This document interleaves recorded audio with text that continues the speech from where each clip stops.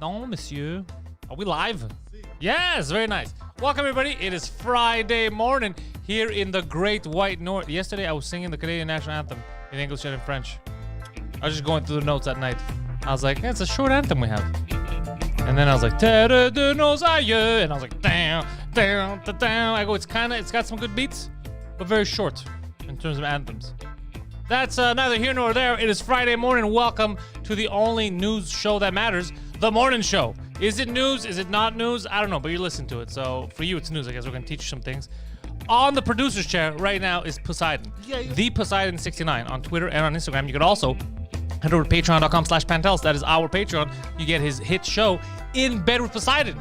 He's exclusively sharing the videos only for patrons. Why? Because there's a lot of copywritten material, and and he talks about some obscene shit that he does not want on YouTube because people would just flag him and he wouldn't be able to do his goddamn show. So In Bed with Poseidon only on Patreon, patreon.com/Pantelis. Head over to panteliscomedy.com for all of my dates, 2 drink minimum, any links you need. All the podcast links are up there. The French cast, the official podcast of Juste pour rire, all the episodes are there. Plus, we have a new episode we recorded. We'll be going up for the French listeners. It is me and Erica Suarez, the female Poseidon. It was a very, very fun episode. We talked about a lot of stuff. People have been waiting for them to be in the same room together. They were in the same room together, but she was the guest and he was the producer. However, next week, I'm not going to ruin anything. On another podcast, another hit podcast adjacent to the Pantelis comedy world, Erica Suarez and Poseidon. And Mike Ward. Next week, that's going to be a good podcast. Check that one out. It's not on my channel, but you know exactly where it is. So that should be fun for anyone curious. Calling us in from Brossard, the man with the news. It's Blues Clues, George Chickity Jiggity Chandrizos, host of Just As Dad's, host of the Backstage podcast, host of a lot of house parties. He loves house parties. A good host is just what George likes to do. George, what kind of news you got for us on this Friday morning? What's going on, guys? We're good. We're happy. Love the energy, man. I'm looking at the chat over here. A lot of positive stuff. People loving each other. People missing each other. Oh, good for them. Good job, guys. Wow, are they like it? Poseidon, what are they saying? They're happy? Yeah, there's the emoji with the hearts, the heart face. Oh, they're missing each other? Yeah, you can all remember, guys, if you do miss each other and you like each other in the chats, check out the links. There should be the link in there. Head over to the Discord. It is free to join the Discord. Obviously, if you're a patron, you get access to certain channels that other people don't. But in general, most of the channels are up there free. So you could talk with each other, share memes with each other, high-five each other. I guess have, internet cam sex with each other. You can do whatever the hell you want. Who's going to stop you, really? We don't know what you do up there, you dirty sons of bitches. Yeah, check out the Discord. Captain YOLO dropping $20 there, offering us the coffee. Yeah. Oh, hey, YOLO bought the coffees for next week. He dropped in the super chat. Thank you, YOLO. Keeping it gangster. What's going on, guys? I'm good. I'm happy. I feel like you're gonna ruin that though, knowing you. The news aren't that bad. Well, there is some bad stuff, but we can always start off on a lighter tone. First of all, let's just huge congrats to the Montreal Canadiens. I think they deserve it, man. They had a nice little run. They did. That ended on Wednesday. I'm not like many fans that are complaining. In fact, I'm actually very happy that they made it where they made it, and it was nice, man. We saw the city revived. We saw the fan base expand. People were looking forward to something. Yeah, I saw nature healing itself. The SWAT team was back together again. It was good. Yeah, everyone had something to do. Because you know what happened, right? The second they said, "Oh my God, the Habs are in the final," a lot of the old SWAT guys started calling each other like, dudes, are we getting the band back together? Is that happening? No, but these guys are fucking thirsty to get into action, right? I remember once there were like 40 demonstrators that just walked into our office once, like these students, Yeah. They took over the office, dude. They were there like for like 4 or 5 hours, something like that. Like my boss was there. We had to evacuate him from like a back door or something, and the police brought in like a special unit. They're there just for those reasons. Like these guys came with like all these extra equipment that you don't see regular police guys, and they were forcing us. Dude, they were pushing us to sign off on an order for them to walk in and just kick everyone out. We're like, dude, we're not going to do that. Like one little camera thing, kids getting pushed down the stairs, tumbling down, fucking getting beaten by the cops. I'm like, we don't want that shit. So and just George on top of the stairs like this? Get the fuck out. Yeah, with 1 foot up in the air. No, but these guys were thirsty. They're like, come on, we got to do this. We don't have all day. I'm like, what the fuck, dude? It's my office. What the fuck are you talking about, man? I'll tell you what to do. You know what? I got the good pepper spray. Yeah. So yeah, that didn't surprise me. These guys got excited. We're like, woohoo, finals in Montreal. Let's go. It'll be funny if you get talking to some SWAT people like, yeah, I was there during the riot, but I just wish more black people liked hockey. Like, what? Are you sure the riot's the problem, sir? I'm gonna say that's the problem. That's a good one. I know. I'm full of them, sir. There's a chance I'm a professional comedian. There's a small chance. Tell me, G, what kind of news you got?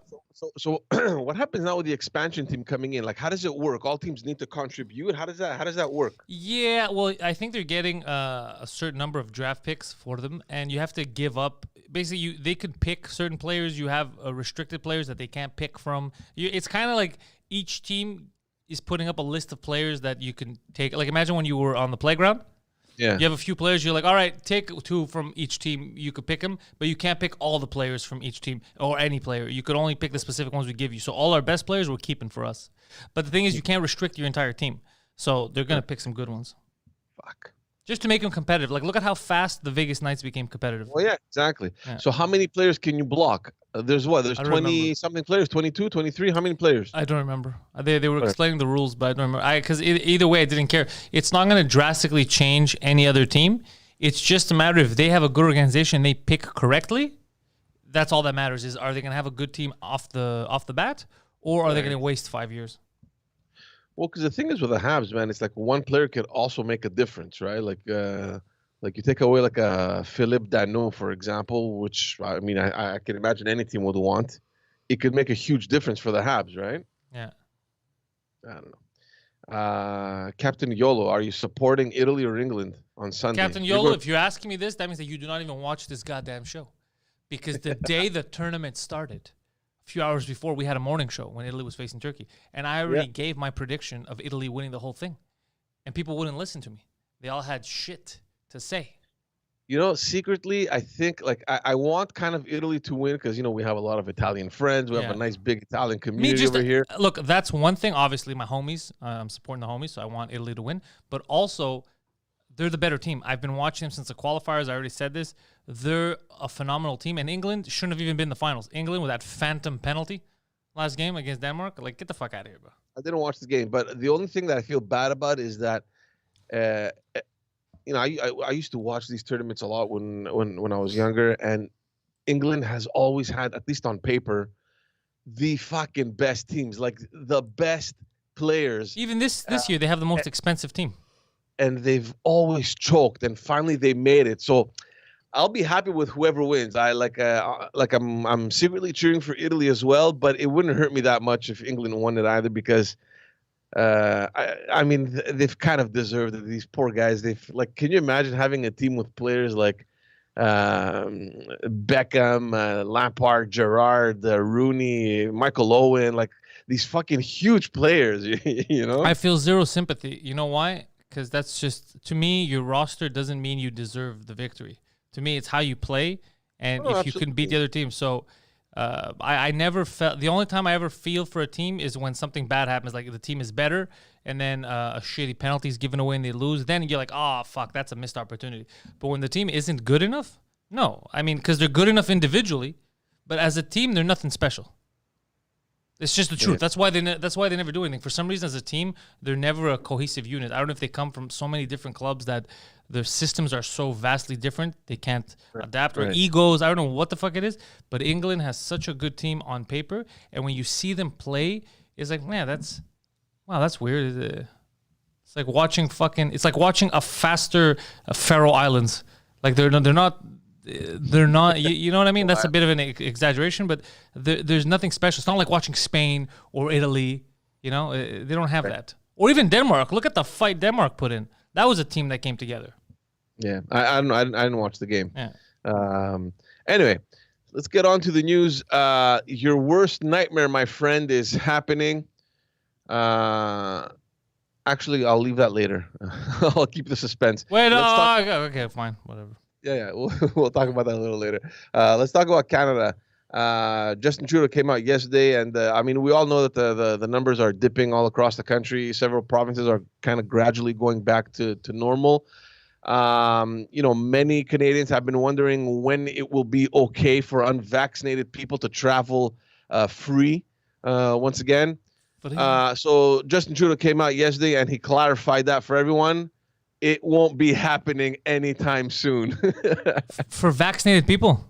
For unvaccinated tourists in Canada, to the door is still going to remain closed. Okay, so right now tourists that have not been vaccinated are not allowed to come to Canada. Exactly. Interesting.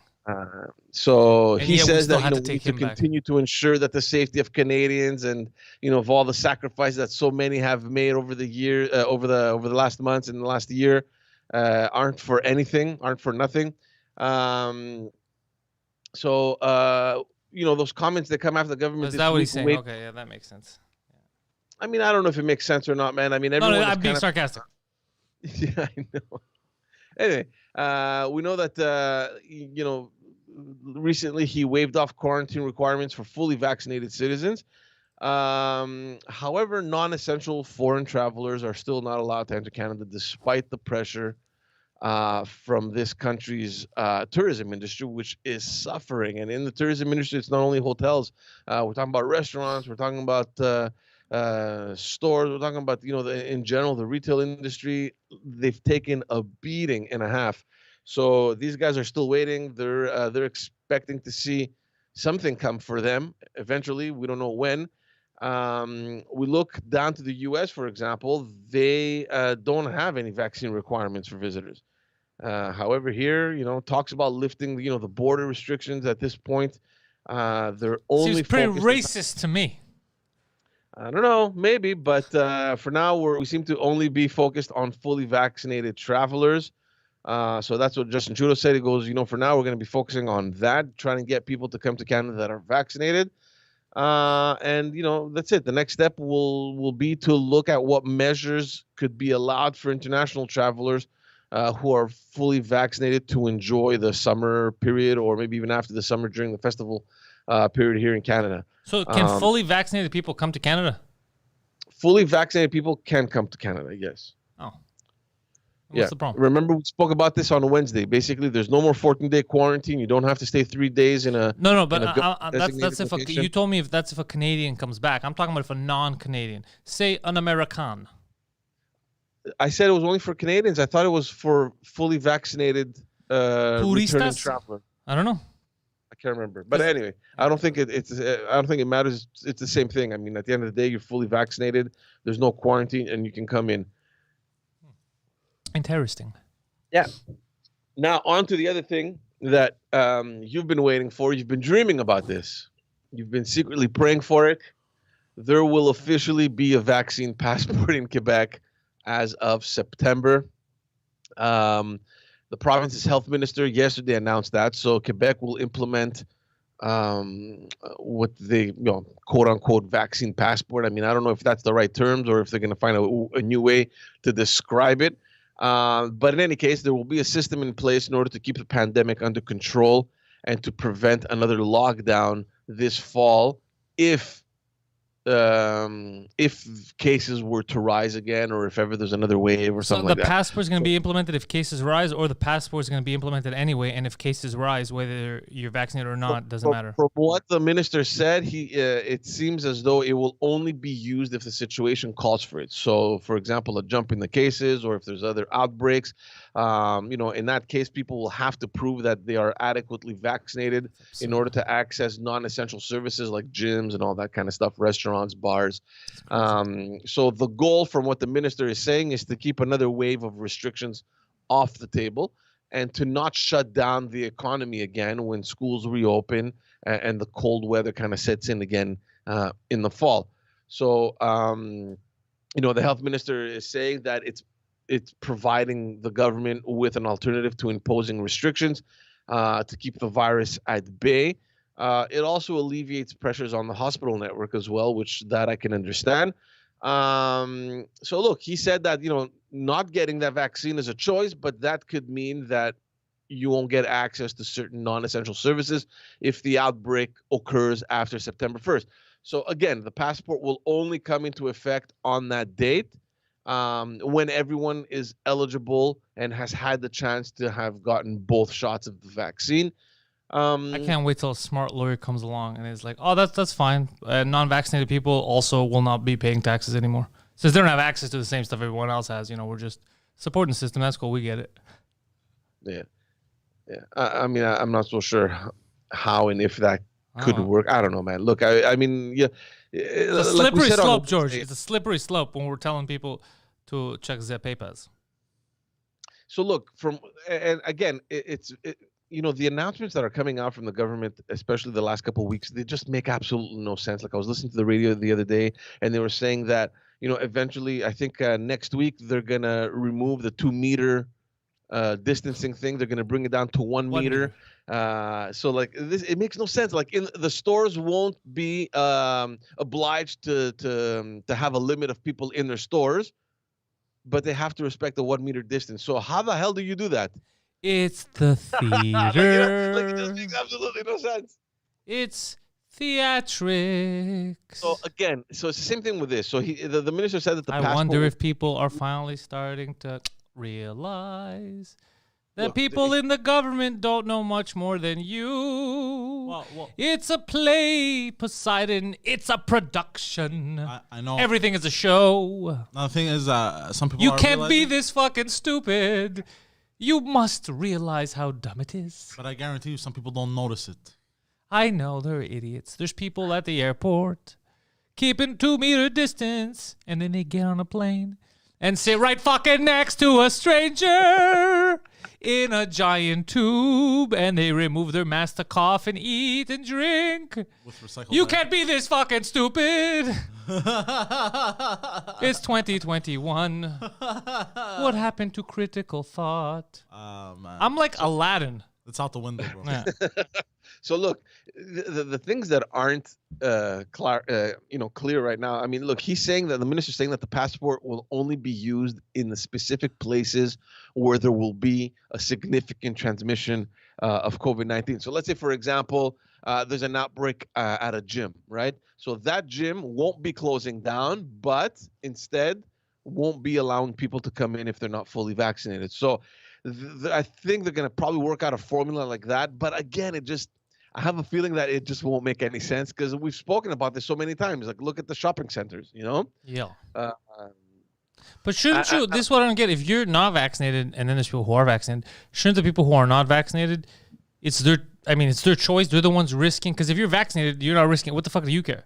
Because now I feel like people are like, oh my God, you're not vaccinated? And they get worried. But you shouldn't be worried. The person not vaccinated should be worried, right? No, exactly. Unless you're telling me vaccines don't work, then you should both be worried. But then again, didn't they say with the new variants always coming out with a new update all the time that it doesn't matter whether you're vaccinated, you're still gonna have to wear a mask and shit? Yeah, everything just keeps changing. Every day the rules keep changing, George. There's all these new things. And yesterday I was reading that Pfizer is gonna be asking the permission to the FDA, I think, in the U.S. To impose a third dose. Yeah. Does that surprise you? They're in the business of selling this stuff, and they have an opportunity to sell more of it. By the way, this is big business. I know you're not paying for it. We're not really paying for it. The government has to pay for it. But these are billions of dollars that they're making off this, right? Yeah. Just so we're all on the same page, because some people don't know that. They think they're giving it to us from the kindness of their heart. Do you think do you honestly think, like, I've thought about this a few times, do you think they're shooting us with nothing? Or something? No. I don't think the show's that. I think it is. I think it is. They wouldn't take that kind of risk. They wouldn't take that kind of risk. I think it is what they say it is. It's just like when we normally give vaccines. It's the same. They're not cheating us. They're not putting microchips in it either. They're not doing any of that shit. I think it is what it is. Look, Poseidon, I'm sure there have been fuck ups. I'm sure at some point they've had vials that had expired. But that's down to human error. It's not.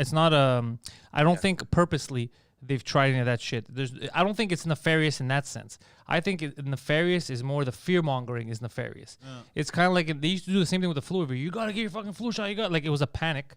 I never got my flu shot. I never fucking got that stuff. I was fine. So I don't like the panic. I don't like the fear mongering. That's what I don't like. Look, I got vaccinated and I'll get my second one soon, just because I just don't want to deal with all that crap. I wanna go back to normal. And many people told me the same thing. They go, if I had the choice, I wouldn't do any of it. But I'm tired of all this fuckery. I have to take my kids out. And I'm reading these things, and look, I mean, look, I'm home. We don't go out that often. If we do, it's probably during the weekend, or it's mostly to go over to people's houses or my family and that kind of stuff. But I was thinking about people, for example, that are in your kind of work, right? In your line of work, where say tomorrow or September, I mean, things, during the summer kind of get back to normal. You guys adopt again your kind of daily routine and your schedule, and you're back at it, and you're doing your shows and all that stuff, and then suddenly something may happen when the schools open in August, September, and then bars start limiting the people that are coming in, or they're starting to refuse people that aren't vaccinated. How the fuck are you going to get in to do your show? It's crazy. You know what I find suspicious? How much the government now randomly cares about me and my health specifically. It's fucking crazy. I remember just before the pandemic, where in San Francisco, it was considered criminal to tell people that you're sleeping with that you have AIDS. You shouldn't have to tell them. I remember that. I remember here when we were discussing that over 40% of the children will go to school hungry. The government didn't give a fuck. And now the government gives a fuck about little old me. We don't want you to get sick, Pantelis. Are you fucked? Are you fucked? No, but I mean, you know what I mean. This is all big business. This is, look, we bought these. We fucking paid for these. You better fucking take them. It's all about the dinero. Yeah. I'm not scared of any nefarious things that are going to happen to me. Enough people have taken these vaccines. Well, that's the other thing. I mean, why had we been so adamant about reaching herd immunity? Exactly. And it seems as though we're there. I haven't checked the numbers, but I think we're over 75%, or we will be over 75% by the end of the summer. Now there's money at play. Now there's big pharmas in it. Yeah. So suddenly it's like this whole question about herd immunity is out the window, and we're looking at. Because it's not about safety anymore. Now it's about the theater. Now that we got that locked in, now it's the theater, and now dude, big money is at play right now.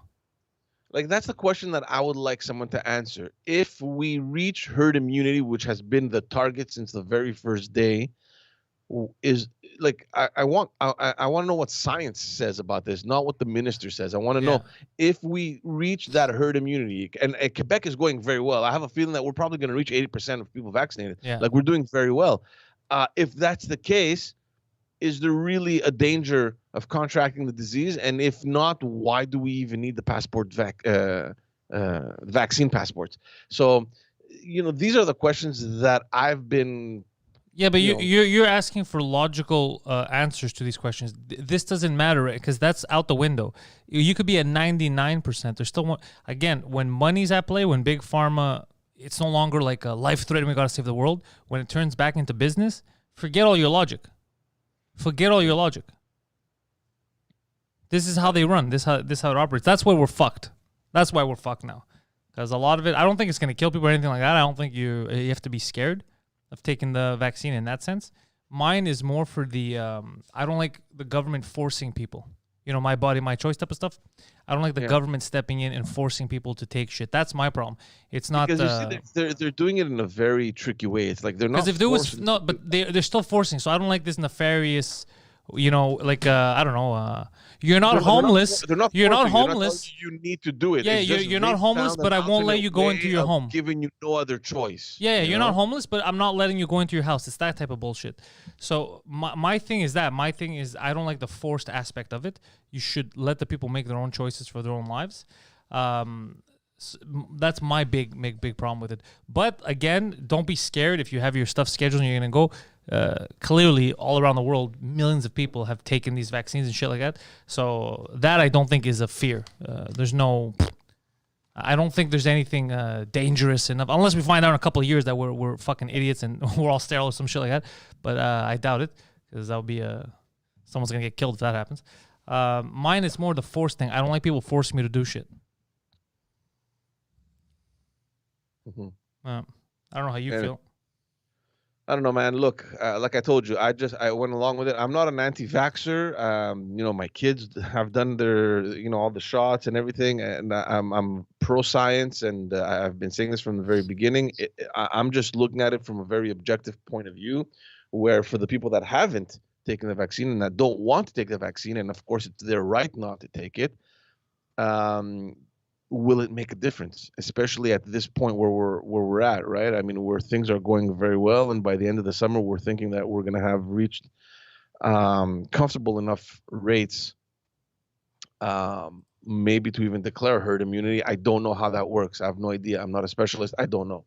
But if that's the case, then why are we even talking about this? You know, I don't know. Well, it's fucking weird that you're asking these questions. They're good. They're valid questions. It's the questions we should all be asking, because the same stuff I thought. Somebody told me yesterday. Somebody goes, yeah, but they're saying this right now because I think they're just trying to push people that are on the fence. And then when September comes, we have 80, 90%. It will be a little ludicrous if for 10% of the population, and from that 10%, how many of them are in the danger category, even if they get COVID? You know what I mean? Yeah. For them to implement this, it's a little wacky. You know what I mean? It's like how many people are on unicycles, or how many people are on those, giant clown sticks, those giant legs. Yeah. If I start implementing laws based on that, it's like, are you implementing a new law for 5 people? Like, that's insane. So it would be weird if in September we're at 80 or 90% vaccinated and they implement these rules. Yeah, then it gets suspicious. Then you're like, okay, they're just trying to legitimately milk this. It's a little absurd. Yeah. Yeah. Let's move on over to Haiti. We spoke about Wednesday morning. Actually, we had found out that there was a group of commandos that had orchestrated to assassinate the president. And surprised, because I thought this was going to drag on forever, but in only a matter of 2 days, the authorities over there have really cracked down. There's a group, and this is incredible. Like, this is like straight out of a movie, man. There is a group of 28 foreign mercenaries. How foreign? Well, from outside of Haiti. So we're talking. But how far outside of Haiti? Well, we're talking about retired Colombian soldiers. There are some American. That's people. Big money. Who hired these guys? I don't know, but anyways, so including retired Colombian soldiers that assassinated the president earlier this year. Several have already been detained after a gun battle at a house somewhere in Port-au-Prince where they were all kind of staying. Some of them are still on the run, and I think at least 3 or 4 that depending on the articles that you read, have been shot dead by the police. So again, it's still unclear who organized the attack and with what motive. So all that is still unclear. However, Haiti's interim prime minister, Claude Joseph, he said that the president may have been targeted because he was adamant about fighting corruption on the island.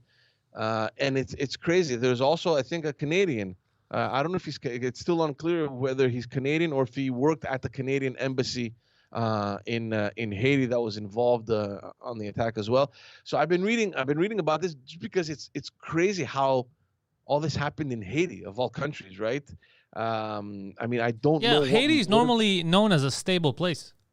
No, it's not a stable place at all. But you would imagine someone going after like a president in third world country. I mean, anyway.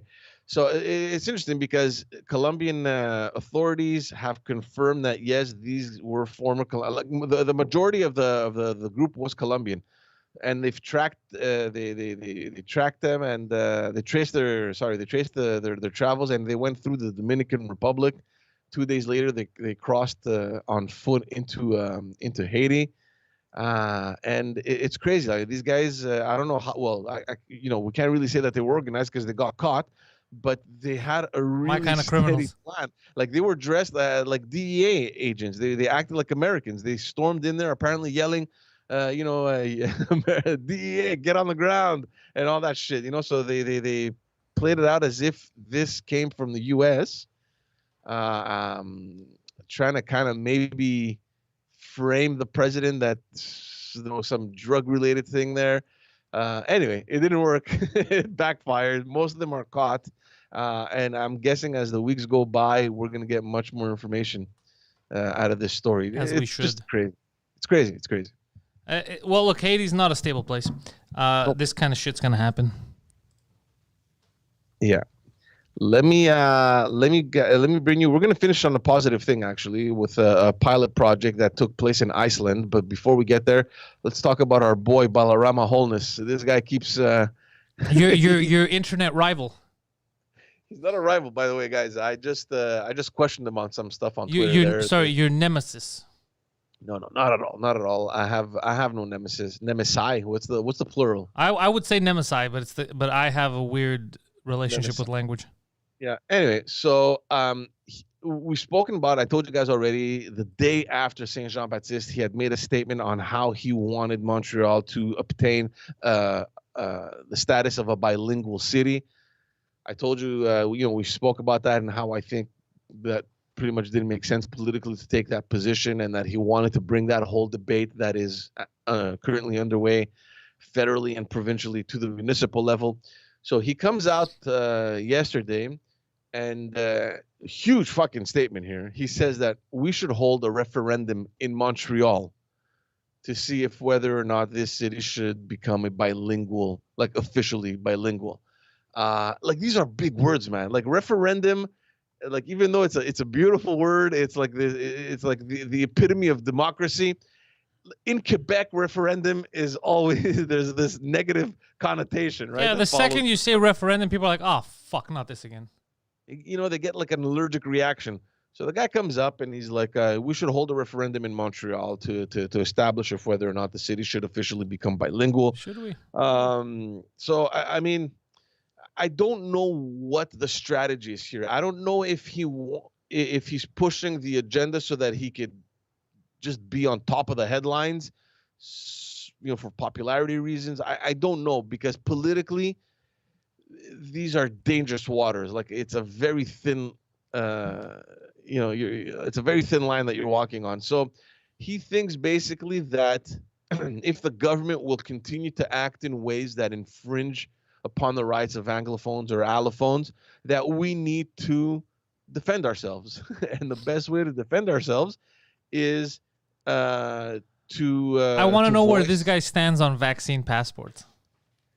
Yeah, I think let's see how far his fight for individual rights and freedoms really goes, or is it a stage for this Anglo-Franco war?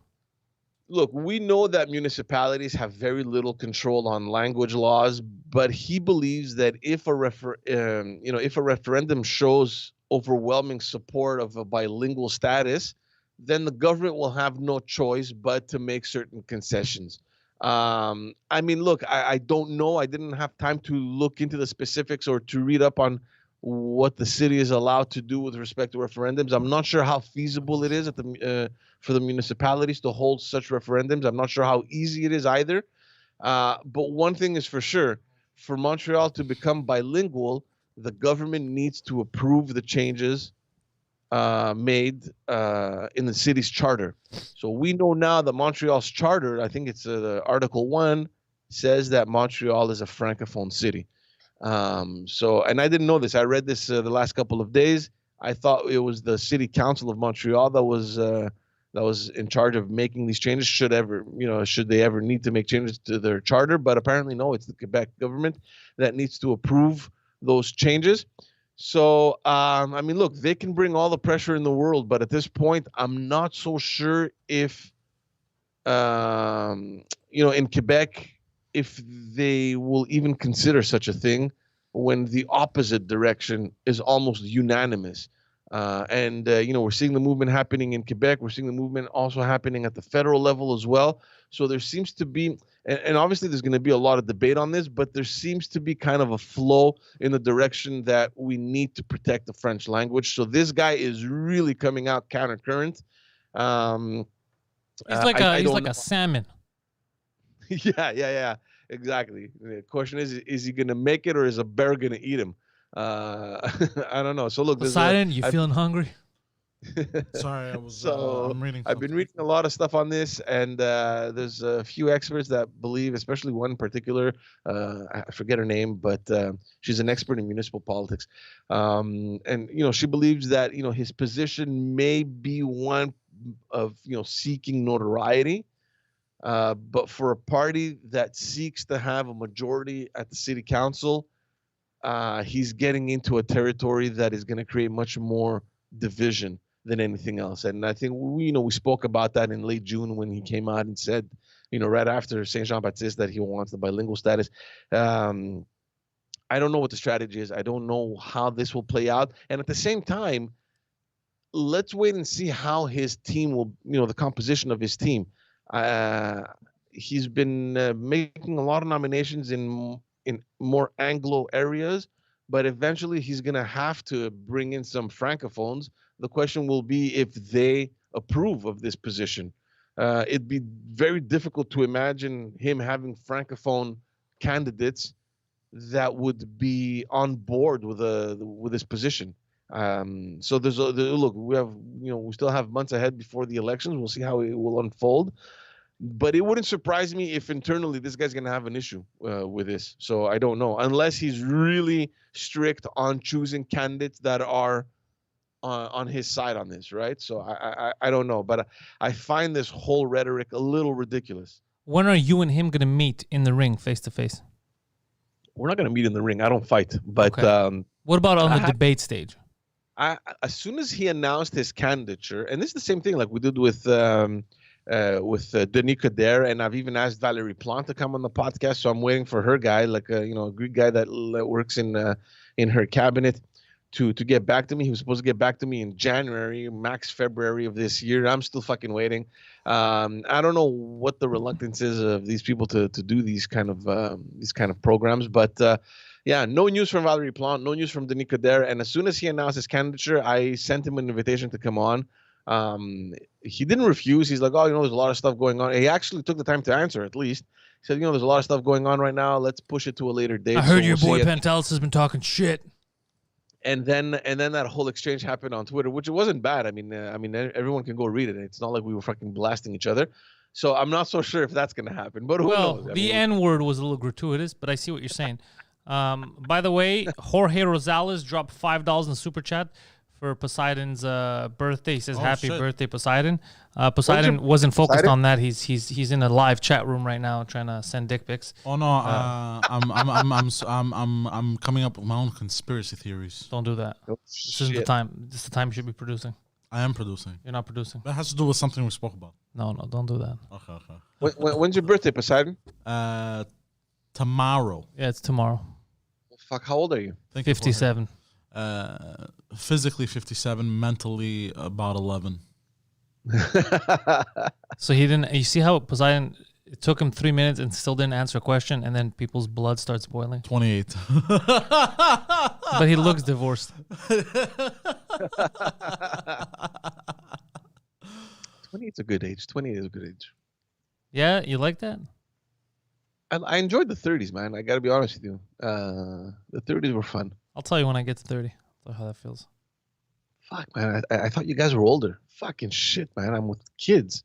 Hey, you speak for yourself, you old son of a bitch. How are you guys so young? So how old are you, Pantelis? Me, 22. Come on, man. Seriously. 25. You're not 25. How old? No, bro. I'm fucking 35 years old. Yeah. I'm an old man. How's the other guy 28? Is he serious? He's 28? He's 28, yeah. It explains a lot, right? Mentally. Fucking shit. I'm still a youngin'. Well, I wouldn't go that far. I don't know, man. You definitely don't look it, bro. You got punched by life in the face. Yeah, but people always ask. They go, how? They think he's lying because they go, how can he be 28 if he had such a prominent role in the Goonies?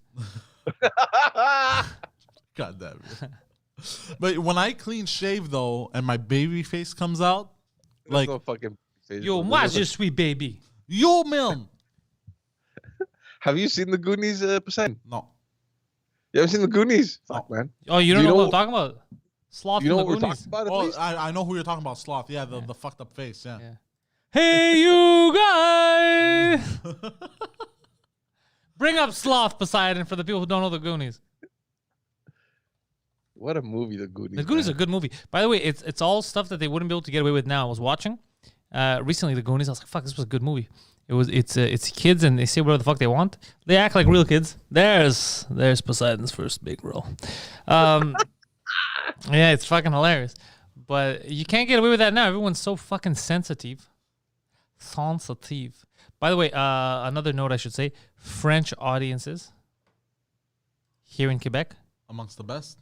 Yeah, way less sensitive about subjects than English audiences, I noticed. Why do you think that is? they don't fall too much in the, even though they're exposed to like American culture, Canadian culture, all that stuff, they're not as prone to, oh my God, canceling. They're like, what the fuck is this? This is dumb. I like what I like. I laugh at what I like. I can't control what I find funny. Well, no. Whereas everyone, it seems like more and more. They have been moving in that direction. I mean, we've seen. No. The cancel culture thing is everyone's moving towards it at some like because now that's the trend, but it's not the same as trust me, it's not the same as there's still idiots that go out there actively seeking to be offended, try to cancel someone, but that's not the general ethos of Quebecers. Whereas you'll go to English rooms, I've noticed they'll look around, they'll be like, "Can you say that? Can you say that?" And they'll try to judge instead of them doing what they feel, whether it's laughing or staying silent, they'll look for approval from around them. Are we allowed to laugh at this? Which is such a weird way to view comedy.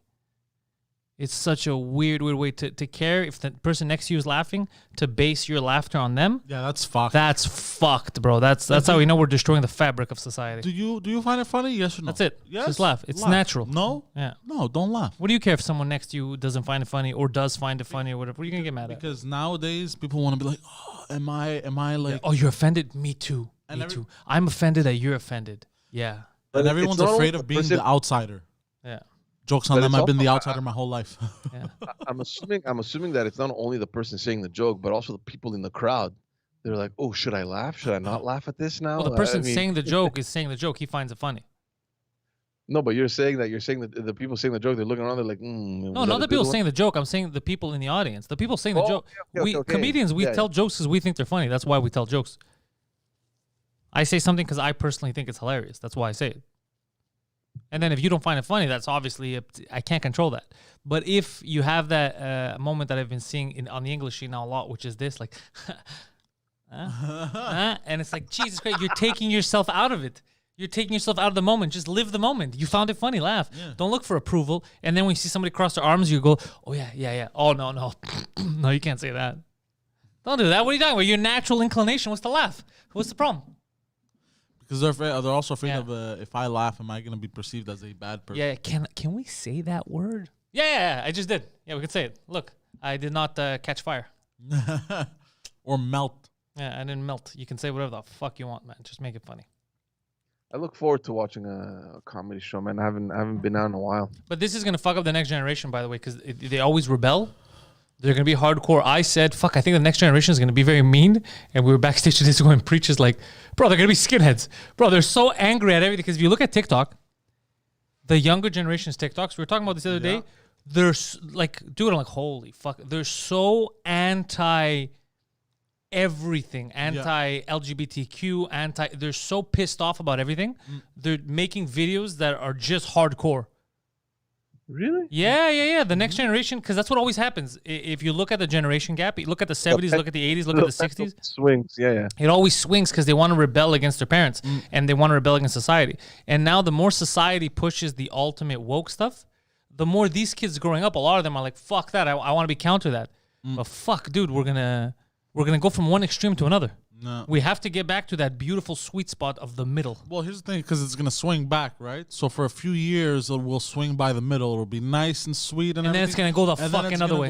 And then we're literally walking down the street, and it's going to be like New York, and it's like, fuck you. Yeah. Why are you wearing pink? You faggot. Yeah. They'd be like, I just like pink, bro. Why? Why can't I wear purple? Why is this happening again?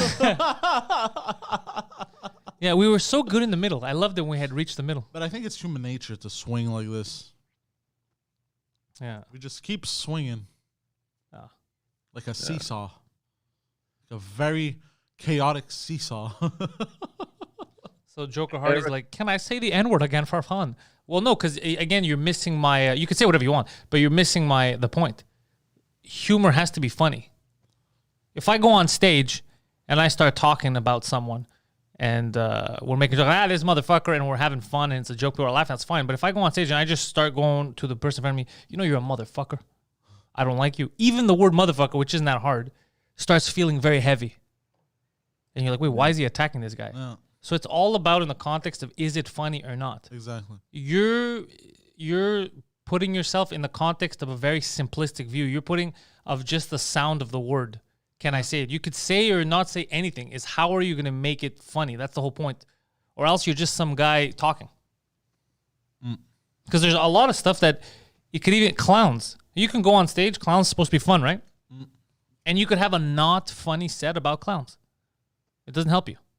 If it's not funny, it's not funny. If it's funny, it's funny.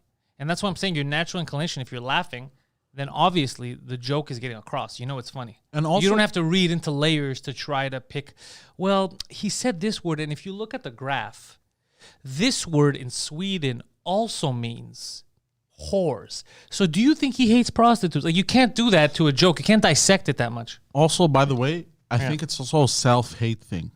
Maybe. I don't know. You know why? Because why would you... Laughter is the best thing that you could express, right? Yeah. Why would you restrict yourself from that joy? Oh, but there's something weird and fun about seeing that.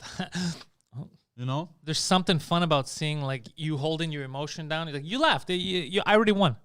You laughed, buddy. Yeah. By the way, Eric Thomas dropped a $5 super chat. He says $5 for being on your next in bed show, Poseidon. Happy birthday! Thank you. Happy birthday, Poseidon. Thank you, Eric. Yeah. Fortunately, we have comedians, man. Yeah, there's not that many good ones left, but the ones that are here, we're here to stay. Yeah. Did Poseidon ever go to his swingers party? Yeah, that's did that ever happen? Or well, COVID hit, don't you remember? No. And now he's in a relationship, so we can't send him down there anymore. Exactly. Oh shit. Yeah. Okay. Well, judging by the previous ones. Yeah, and Christine makes a good point. We're gonna get to it in a second. So, Petit Jeremy, the fish hybrid kid who sued Mike Ward, his family, his mom, who said you can't say stuff or whatever, was recently quoted as saying that the Premier Legault should be in an electric chair. Why? Online. On what?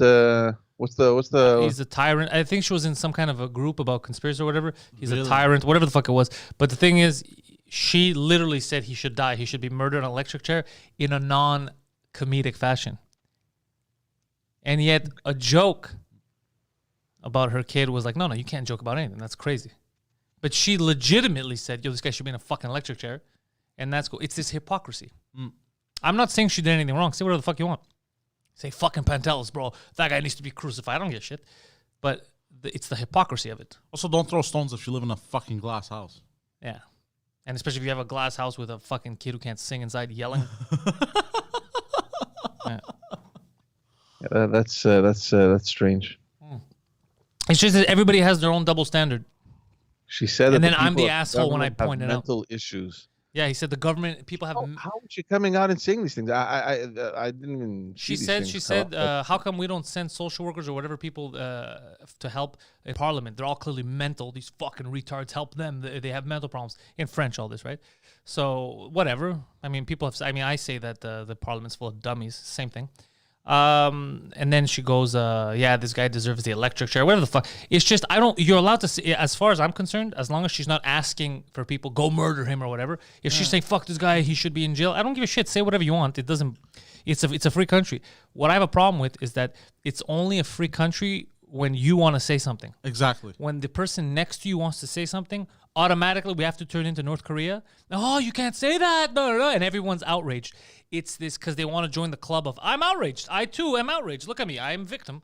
So that's what fucking bothers me. And you have to, as an adult, whether you like it or not, it's the truth. You have to stop being, real freedom is not just fighting for you to say what you want to say. It's fighting for this idiot next to you to be able to say whatever stupid shit he wants to say. That's real freedom, is that you know that everyone is protected. If I'm just protecting myself, then I'm just part of a certain class in a certain system. It's not real democracy. It's not real freedom. Like North Korea, I guarantee you the people at the top, the one guy at the top, let's say, and his family, they could say whatever the fuck they want. They could complain about whatever they want, but if a person one tier lower says something, they're executed. So you don't want that. Real freedom, that's why I love fucking America. I love freedom of speech, that it applies to everyone. You want to say pro-right things? Say it. You want to say pro-left things? Say it. You want to say fucking, I hate movies, I love movies? Fucking say whatever the hell you want. Love that shit.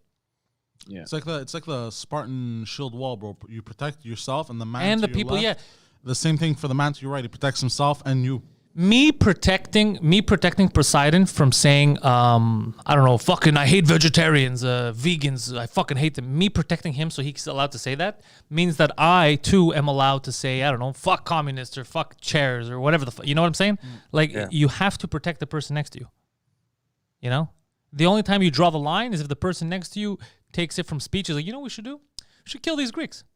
Let's band together. The second it escapes speech and it goes into calls for violence, shit like that, that's where you draw the line. But that's because, again, as a democratic society, you don't want everything to turn to violence. You have to protect democracy by stopping people murdering other people, or else we're turning into fucking Germany pre-World War II. So those are the limits. The limits are not if you get offended, because someone's offended by everything. That can't be the limit. Chair enthusiasts will be offended about talking about chairs. You know, like, you can't do that. Yeah. I agree 100%. Yeah. Live and let live, bro. I'd rather you're able to call me a dirty Greek and to tell me to go fuck myself. I'd rather you're able to do that than none of us being able to criticize or do anything. I don't give a shit. Call me whatever the fuck you want. Call me Greek racial slurs. Fuck, more power to you, bro. As long as you're not acting violently or whatever, I don't give a fuck. No. We have to understand that that's what being adult humans, let's say, is about. We really have to. I think we took it for granted a lot, like these freedoms, and we don't realize how hard it is to get to this level, civilizations, where you're able to criticize the government without them fucking you over. If we start getting to that place where Trudeau wants us with these fucking stupid bills, where the second you criticize them, they could take down your accounts and put you in jail or fine you, it's a very slippery slope. Very, very slippery slope. Yeah. Anyway. Let's finish off with that pilot project in Iceland because I have to run.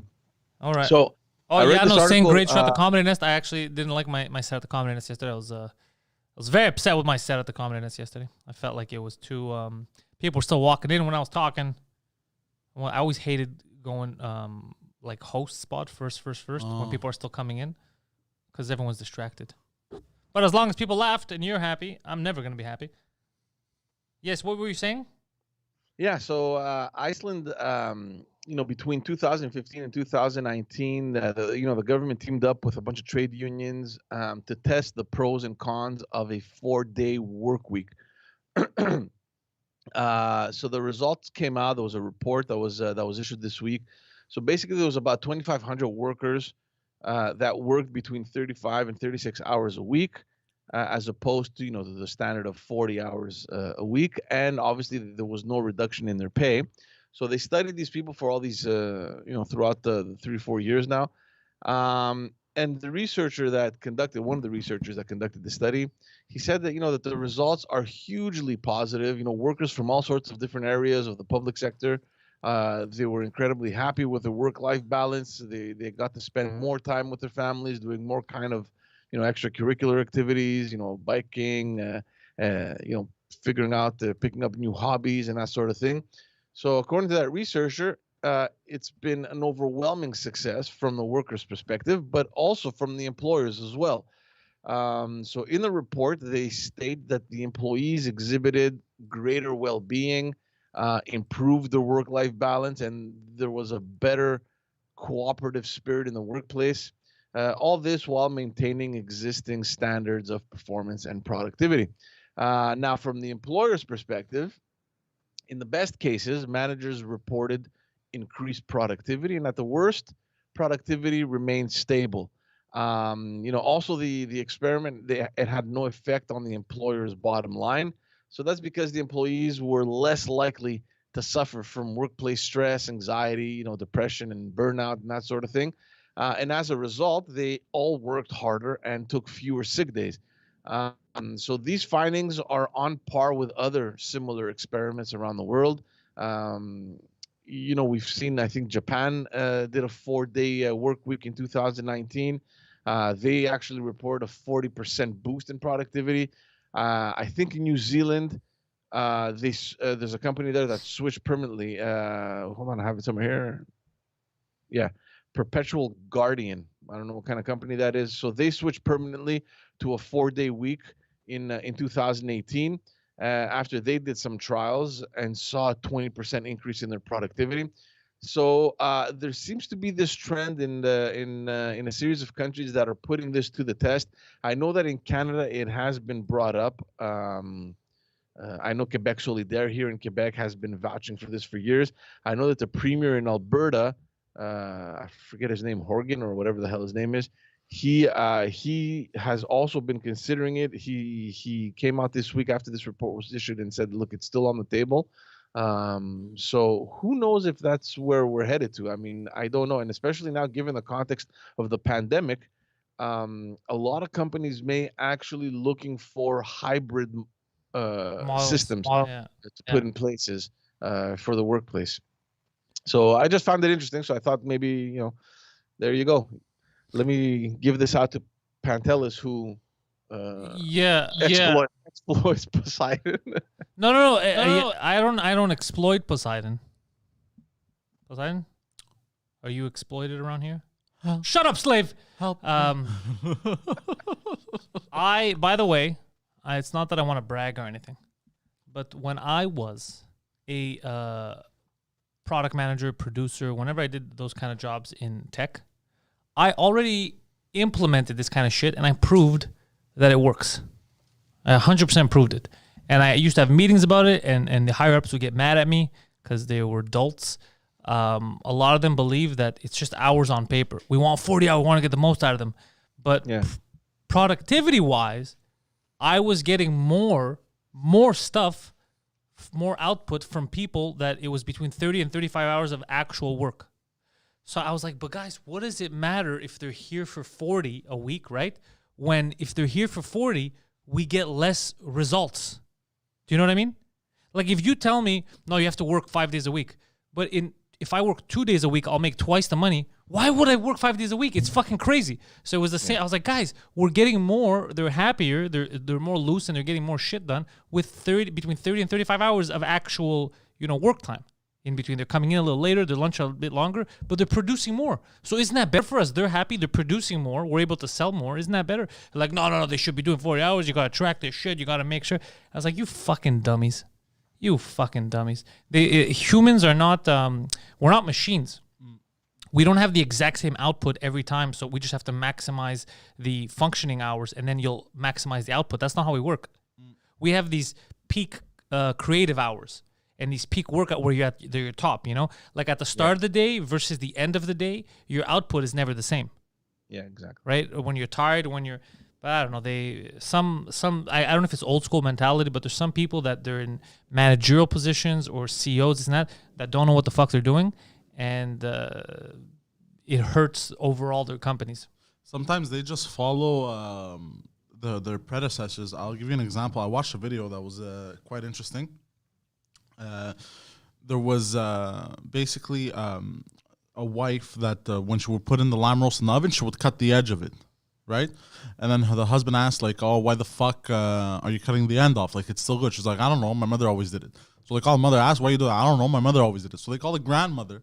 And she grew up in a time where the ovens were very small. So in order for the lime roast to fit. So in order for the lime roast, she had to cut the end off. So generational wise, think about they kept doing it for fucking 80 years, bro. They continued doing it, even though there was no need for it. Yeah, it was the same thing, dude. I saw it myself, dude. I was like, oh no, you don't know. You come in a little later, so the hours would be reduced. Let's say work hours, but the work would be getting done when it wasn't before. More work, and also everyone was happier. So it's like, okay, well then what? And then that's when I started to say, guys, what do we care about? Like I care about results. I don't give a fuck. Because if you tell me they worked 50 hours on paper, but they got 20% less done in the week where they did 30 hours, why the fuck would I want them to do 50 hours? Doesn't make any sense. I only care about the result, the output, right? What the fuck do I give a shit about on paper how many hours? That's crazy to me. Also, I don't know. I mean, for me, it's a little difficult for me to understand for all this to compute because I've been conditioned for the longest time to put in like 60, 70 hours. Like during a campaign, you don't even sleep and you have no choice. I mean, right, but it depends on the person. And like, let's say me, a week would I work 70 hours sometimes? Like I work a lot for all the stuff we're doing here. It also depends what you do. But it also depends what you do, and it's different work. And also, I am the CEO here. I gotta fucking do shit. You know what I mean? I have a lot on my shoulders. so everyone else could work. But I'm doing that so that this guy doesn't have to work 80 hours a week. You get it? He comes in, does his job, fucks off. I'm not gonna have him around here sitting, stroking himself. Oh, I can't do anything today because I have to be at the studio even though there's no podcast. It would be crazy. It would be psychotic, you know? Yeah. But I've noticed also, especially most now work, like computer work, let's say programmers or artists, all that shit's creative. Like, you don't think about it, but programmers is just like artists. It's creative shit. You have to be in the zone. You have these certain sections, you know, where I'm in the zone. I could do a lot of coding. I'm good. Stretching it out doesn't help them. Once you get tired, you miss stuff. There's more bugs. There's more going back. Like, optimize that. Get them when they're at their happiest and most creative and most fluid. Put headphones on. They're in their zone. Let them. Don't fuck with them. Let them do their thing. And then when they're done, they're done. You don't have to force hours. We're not machines. More hours does not mean more quality output. Yeah. Brought to you by the person who should be your boss. What's up? What's up? Well, it's true because I remember when I worked at Telus. Telus was the job where I performed, I would say, the most in terms of sales. But that's because the manager I had, I basically, she's like, look, you can go and smoke whenever, take your lunch whenever. You have complete freedom. But she goes, you can do whatever you want so long as all the tasks are complete. Yeah, he's just repeating what I said about the other day on the podcast about me when I was that was me. It wasn't a she. That was me telling you how I would run my stuff. It's just I would tell my programmers, you make me a promise by Friday you get me this. I don't care what you do. You can come in whenever you want. You can stay or you do whatever the fuck you want as long as your shit's met at the end of the week. That's all I care about. And then that would free them up. They'd be like, oh shit, I have my morning. I could go do something because I already planned out my week. I know how I'm gonna get my tasks. But I also had a manager like that at Telus. Telus. Oh, this was a long time ago. It's an antiquated model that was based on the industrial kind of. Because you're operating machines. Exactly, you understand? So the more you operate the machine, the more it works. Yeah, we need to produce this many machines. We need this many people working that many hours, and it was all kind of mathematical, right? Yeah. I don't know. It's I don't know. I always had an issue, especially in my field, like in politics, where I would call an office like at 5 and it was closed. I was like, what the fuck, man? It's like you're working in politics, like it doesn't stop. It doesn't end at 5 p.m. Shit happens, around the clock, I did it for a while after I had stopped working, like my last like full-time job when I was consulting after. I did it for a couple of companies where that was my job. I went in as a consultant. They'd pay me pretty well to figure out the redundancies and where they're wasting money and time and right. A lot of that was that implementing shit like that to make people happier.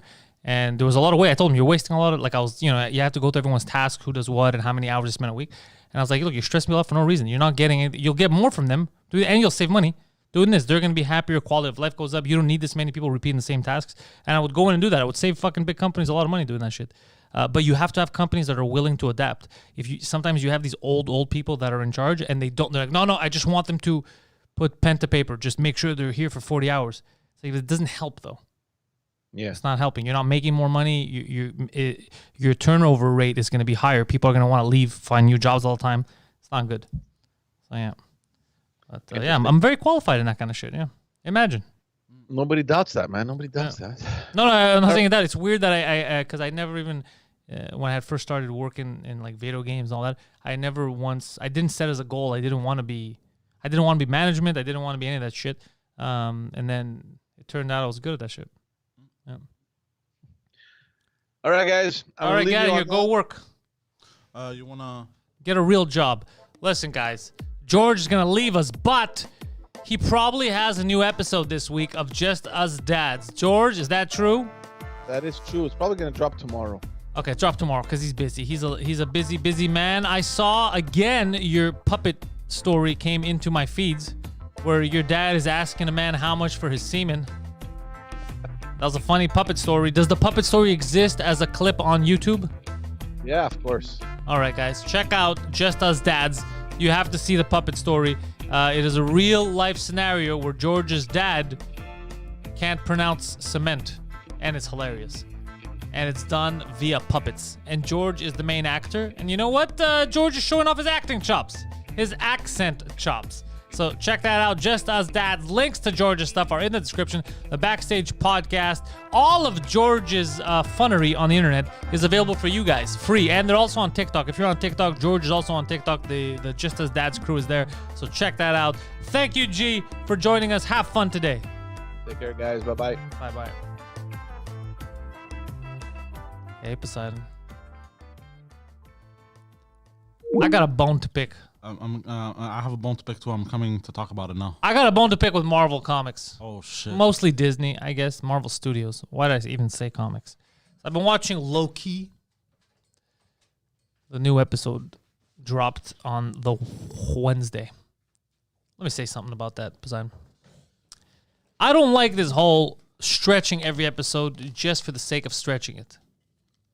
You know what I mean? Question first. Is Yeah. it good low key though? It's not bad. It's just they stretch things out. So an episode's what, like 40 minutes? Stuff that they can get done in the first 10, 15 minutes to move the story, they stretch it to 40 fucking minutes. You know? They stretch it out. And then by the end of it, you're like, it's a way to get you to want to watch the next episode. Yeah. But it's like, guys, it's clearly forced. Well, you didn't need people doing this for 10 minutes. They're going so strong. They're going Super Saiyan. Oh, they're going the Dragon Ball Z route.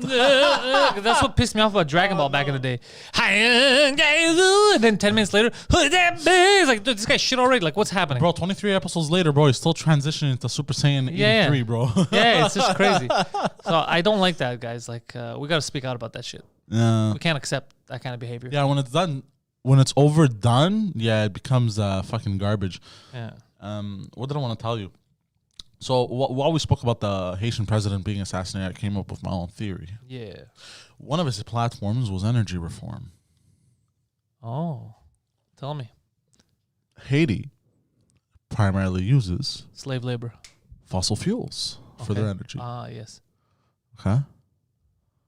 Fossil fuels, that's billions of dollars a year that they get from Haiti. All right, keep going. They didn't want this president to disrupt that. Well, what was his plan? Oh, they're making more hydro, more stuff that you can, renewable energy, shit like that, like probably like sun stuff. But fossil fuels, I'm guessing it was for cars. No, household. I'm talking about household for electricity. They were using fossil fuel. Really? Yes. And only 40% of Haitians have access to electricity, but still those 40% that do have access, all they were. So he's saying maybe we could revamp shit, maybe get some solar up in this bitch, maybe get some hydro, so that we don't have to depend on fossil fuels. Exactly, because they're an island nation, right? And then a bunch of commandos killed him. Yes, and he was saying American, somewhere American, shit like that. So I was like, it is possible. I mean, dude, the big fuel ain't playing games. Exactly, because at first I searched, maybe they don't have a central bank. Because when he said American, but they do have a central bank. There's only like 2 countries that don't have a central bank. Yeah, it's Cuba that's left and North Korea, I think. North Korea, yeah. But they they run primarily on fossil fuels. So, okay. Well, you're like, it's funny because you're actually onto something, but you're too stupid to see the next level. You just keep saying the fossil fuels thing, but it's okay. I just did the base. Yeah, it's it could be. I don't know. I mean, it does seem legit because the people that went to kill him are exactly. Yeah, but that's the only reason I jumped to that conclusion. You know what I mean? Yeah. It is a little sus. It's kind of like we were talking about before with Big Pharma. No, people have to realize that because a lot of people, you know what a lot of people think. You know, Pfizer, they think that it's like just like a medical wing of the government, like it's healthcare. That's what they think. Really? They don't realize it's private companies. Yeah, dude, the misinformation out there is staggering. Yeah, the misinformation, but also staggering. They don't understand they're private companies. They don't understand the fuckery behind it. They're like, it's crazy, bro, how much misinformation is out there. And I don't know if it's misinformation or it's just lack of. I think it's not. You know what I mean? Like, it's not that they know the wrong thing. Maybe they never knew the full story. I think it's a little bit of everything. They're also unaware. They're not in it to know. You know what I mean? No, you don't have to be in it, but you should know. It's kind of like, let's say the Federal Reserve, right? Back in the day, nobody knew. But now, I'm assuming that most adults understand that it's not an actual government body. Like, the Federal Reserve is not federal. But I guarantee you, if you do like a poll outside, man on the street type of shit, I guarantee you, most people are gonna think it's part of the government. Yeah, that's scary. Yeah, you know, because it's just people are also living their lives, bro. You know what I mean? Like prior to the pandemic, I was clueless about a lot of shit, bro. I was just working, fucking trying to have fun. You know what I mean? Yeah. So I was clueless to a lot of shit, bro, prior to the pandemic. So, you know, it's just, you know, you're always playing catch up with your life also, you know? So it's... But no fun, no hope brings up a good point because it goes the American half step of let's pay insurance companies as the middleman for, you know, to cover you and all. Like, that was weird, but also that too, I got to admit, I didn't understand it fully until I saw a couple documentaries and I was like, oh, that's fucking nefarious. That's what led me... I remember the guy, Skrellick, what the fuck was his name? The guy who... Martin Shkreli, the guy who bought the Wu-Tang album, the guy who jacked the price up. Oh, yeah, this that guy. AIDS medication. So all we were seeing was this guy's a piece of shit. He jacked up the price of the AIDS medication. Was it AIDS or... I thought it was AIDS. I thought it was... It was AIDS. You're right. No, it was AIDS. I thought it, for some reason, I thought it was... Okay, it doesn't matter what you thought. Now you're disrupting us for no reason. Sorry. But that guy... and then when I looked into it, he's not a good guy. This guy's a piece of shit. But... this wasn't coming down to, this was the weird thing. The price wasn't coming down to the individual person because in order to get it before anyway, you had to, like people going through insurance, even though when it was really cheap, the people that were paying the money, the insurance companies had to pay a shit ton of money. You get it? They're the ones who then were like, wait, what the fuck? You get it? Because they were pissed. They were pissed that they had to pay more money, even though that's part of their agreement. They should have paid it. You know what I'm saying? So that's who really got mad. I thought it was regular people that couldn't afford it. But the people that got mad was the insurance guy. He's like, but all this money goes back to the insurance. They're the ones that are going to pay it. Because the way the agreements worked out with them and the pharmaceutical companies, they kind of had to pay it, no matter what it was. So that's who really took a hit. And then this guy became persona non grata. So they didn't care if it was individuals that couldn't afford it. You get it? Yeah. Nobody gives a fuck. The government didn't care. The insurance companies don't give a shit. The second the insurance companies have to pay more, then they got pissed. That's what I'm saying. They don't really care. Like the people that came out, it's not because they cared about individuals that needed the medication. They only cared when it started costing insurance companies money. So if it was another way that it would just cost the end user more money, you would have never heard about it. It would have never been a big deal. But the fact that insurance companies got fucked, that he was basically fucking over the insurance companies, that's when it became a thing. That's scary. It's a dirty, dirty business, bro. Yeah. What else happened in the news? It was a dirty business. He was doing it with a lot of stuff. Apparently, they were all that's what they do. Like it was ways to fuck around with insurance. It was little scams. Like, oh, you agreed to pay for this, but it's like $4 each day. But then now it's fucking $87. Oh, but you already agreed. So they make the money, but they would make off the insurance companies.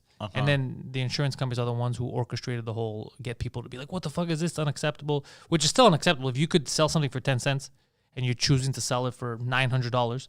And you still make money at 10 cents, let's say, I'm just giving a hardcore example, then yeah, clearly you're taking advantage of the situation. But then you know what probably would have happened? The end user would have probably still been affected with insurance costs. But later, that's what they were going to do. They were like, we're going to hit it on them, this and that. But obviously. Because the big corps never, they don't want to lose. They don't want to lose a penny. Exactly. It's a weird, it's not like everything should be for profit. Obviously, if you have a business, but the model, it's the shareholder model that's fucked up because... So right now when a company goes public, let's say, all they fucking look at is the quarter before and the quarter after. You have to basically increase your revenue. But there's certain businesses that could do well, but all that fluctuates. They can't double every quarter. You know, every business is different. You know what I mean? Like, let me give you an example. Let's say if a car company and there's 1,000 people and you could sell cars to them and you already sold 800 cars this year and there's only 200 people left. Obviously, the next quarter, even though you're still selling cars, that market doesn't exist anymore. Now you have 200 people left. Yeah. You know what I'm saying? So there's certain stuff that it makes sense that it fluctuates, but it's still viewed upon poorly. It's viewed upon as a failure if you don't make as much money as the one before. So that's when you'll see companies, video game companies do this too. When they go public, they'll have seasons where they fire a lot of people to then rehire after. The reason they do that is because when game sales aren't coming in or whatever, but they still have salaries to pay, so it looks good on paper, so they balance it better. They remove that so that the profits look bigger because they have less expenses. It's little games they play like that, which they wouldn't have to if them being healthy and sustainable was the goal, right? Because you could be healthy and sustainable and lose money and gain money. That's how money works, right? You pay money, you get money. Yeah. So yeah, shit like that's what fucks it up. Yeah. That's why I think some companies they'd rather stay private. Yeah, I have friends who have big whatever, pretty big companies who they've been asked to go public repeatedly. Whatever. One of my friends, I told him he should do it in like a couple of years or so and just retire. He's older. But yeah, some of them, because they're like, well, I know that people would just be seasonal. They'd get fired all the time. Like they have employees for like 20, 30 years, the same people. They're like, they'd have to get fired if we do that model. Because then the shareholders are like, no, we got to show profit. We got to do this. So you adapt. It's you manipulate basically. No. So that's what's fucked up about going public. But if an IPO normally gives you that extra leverage because when people dump money in, you have that, you get it. There's more money in your coffers. Your people are investing in your company. So there's pros and cons to everything. It's just that the model of you need to always do better than the quarter before. It's after a while you're just chasing your tail. No. Depending on what business you're in. No. Like if you're selling water, people will always need water. No. But how many refrigerators does one person need? For every 4 months. How many refrigerators? It's shit like that. That's weird. Yeah, but also there's so many companies at the same time that technically someone is always going to need there's so many people and so many companies, there's someone that's always going to need a refrigerator. So let's say no, yeah, you're always going to make money, but I mean the refrigerator thing, if there's the same amount of people out there, the overall need, so your market, your accessible market is going to change. It's going to get smaller as you sell refrigerators because you're no longer water. You're always part of the market. If I sell you water today, you're still in the market for water tomorrow. You always need to drink. But if there's 10 people and 3 of you buy a refrigerator, I have a market of 10 people. The second the 3 of you buy a refrigerator, for a certain period of time, I have 3 people less that they're not part of my market. Yes. What are the odds that you'll need a second refrigerator within that time frame? You get it? Yeah. So the accessible market is smaller. So depending on what you're selling, like let's say video games, there's a market for it, right? There's a market, the fans. But the second you've already sold them one copy of that game, let's say, your market gets smaller, the available market for you, right? It doesn't mean that it gets drastically smaller and you can't, because you're going to make a new game. But that specific game, if you already have it, there's very little incentive for you to just buy a second copy because you like the company. No. So it's stuff like that's why I'm saying it makes sense that it'll fluctuate. We can't always have the same, but they don't accept that in like shareholders meetings, all that. They don't accept that. They don't care about excuses. No. They just want to see the profits always go up. No. And that's when it gets tricky, and that's when people do sketchy shit. No. Quality reduction. So stuff is made to break, so you have to buy another one. No. Shit like that. Yeah. What is it called? Planned obsolescence, or what is it? Apple does it. It's they basically make stuff with the plan that it's going to be obsolete within a certain time frame. Yeah. They had the whole battery thing, and they admitted to that. With every new update, the battery gets weaker. Yeah, I remember. But cars have been doing this a lot. Car company. Yeah, well, that's why I said I'm not financing a car ever again. I'm leasing. Yeah, car companies nowadays, bro, it's not that they're not made to last, bro. No. Even Honda now. Yeah. Honda is even pulling. The only company that has stayed true to the quality is Toyota. Really? Yeah. But you know what's funny is Toyota was, when I was learning how to project manage stuff, they had sent me for courses, and I remember I learned how to do Scrum. The case study they were using for the method that I started to use was Toyota. They went in there and they changed the company up, and Toyota recently, they have stress tests for every part. Did you know this? If it doesn't pass the stress test, they do not put it on cars. They recently teamed up with BMW to make the new Toyota Supra. Mm-hmm. Okay, because they had discontinued it, I think, and at the end of the 90s, if I'm not mistaken. Now they revitalized the brand of Supra. Bro, BMW wanted to put certain parts in it, but Toyota took them. They stress tested them. The parts broke. So they didn't want to put them in their car. They told BMW, "Fuck you, go back and fucking make them properly. Then we'll put them in the fucking car." And BMW can't say shit because Toyota is the biggest car company on the planet. Oh wow! So I like to talk shit about Toyota drivers. Yeah, Toyota drivers are shit. But the company, Toyota Camry drivers are usually garbage. Yes, but the company is, I think, in my opinion, a fantastic. It is a fantastic company. I know this. I'm telling you, it's a fantastically run organization. Yeah, everything I've read about them is positive. You know what I mean? Shit like that. Just the fact of their cars, the mentality they implement into the building of their cars. Yeah, I think is great. But even me with Ford, I remember my Focus, the first car I had got. Remember there was that clutch issue. Remember, it kept fucking up, Yeah. and there was at first I thought, did I get a lemon where the engine would just stutter? Do you remember when you accelerate? And it was like a problem, a notorious problem, and I was fighting with them on the phone, and like, oh, we have a new technology, and you bring it in, we're gonna repair it, but it was never fixed, and it was super dangerous because it could change speeds on you in the highway and shit. And it's like, fuck, man, you've had so many years of experience doing this. Why would you cheap out on important pieces or components when other people are doing it? It's not like it's a new thing. It's not like the engine is a new thing. No, you know what I mean? Well, because of that mentality. Yeah. And then when it's run by marketers and not the engineers, that's when you see the quality of the product go down. Yeah. So that's what happens. So it's shit you gotta be aware of. So it's it's about profits, but it's a simplistic way of viewing it. When you're like, oh, they only care about profits. They only care about profits. But it's so multi-tiered. There's so many levels to this shit of how they handle it. And it's the same thing with Big Pharma. That's why I get people complaining about Big Pharma. Now, I don't like it when you take it to the next level and you're like, it's a microchip inside and you're going to have 5G stuff coming out of you if you get the vaccine. Because then you're like, fuck, you lost me. That's just absurd. Yeah, that's what they want to give you. They want to give you access to the internet in your head. No. But when you say, yeah, of course they're going to do stuff that it's not dangerous, but it might not be super necessary because they got to make money. Of course. They do that shit all the time. Updates that you have to pay for. It's like DLC. It's like skins. Shit that you don't need. Yeah, of course. That's what a company is. They got to make profits. So if they could find a way to milk it, of course they're going to milk it. The booster shots, for example. When they go, we might have to take one every winter. That's what you were saying about the flu shot. Same thing back then. You have to take. I remember in the States in CVS when I walked in, do you also want to get your shot? I was like, get the fuck out of here. I'm a tourist. I'm going to let you inject me. Get the fuck out of here. But it was a normal thing. They have to ask you if you want to go in the back and get a flu shot. That's so sketchy. It's not that it's sketchy. It's not going to kill you. It's not. I mean, it feels sketchy. Yeah, it's not that it's going to kill you. It's just that there's money to be made here, so we're going to fucking make money. It's a service. I mean, it'll. There's a very good chance that it'll help you fight off the flu. You know what I mean? So they're not doing anything nefarious like you can take this and you're going to get AIDS. It's not that. It's just that's what I'm saying. So it's not a matter of microchips or stupid shit like that. It's just a matter of look, it's not gonna kill you, it's not gonna hurt you.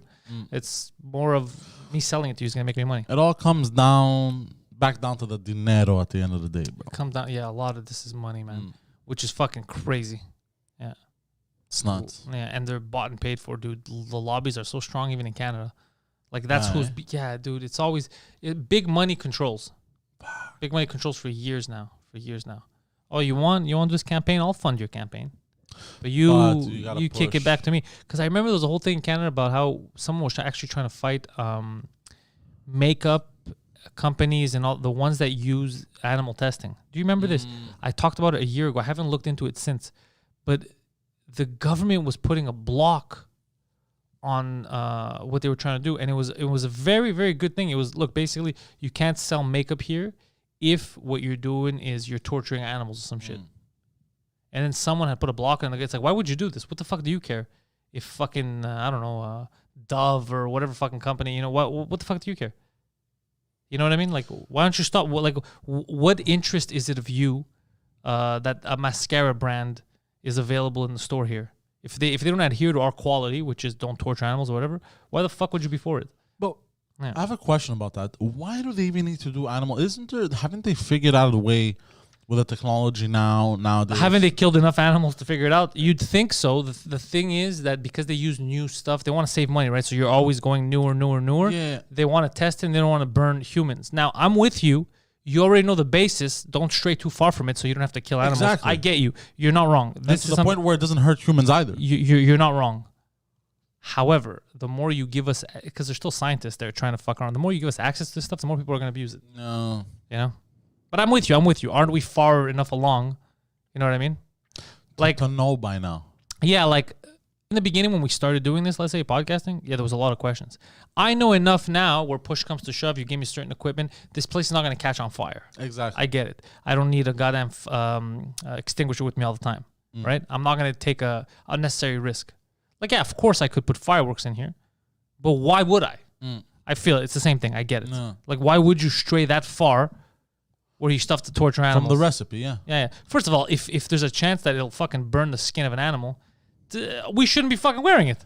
Seriously. Yeah.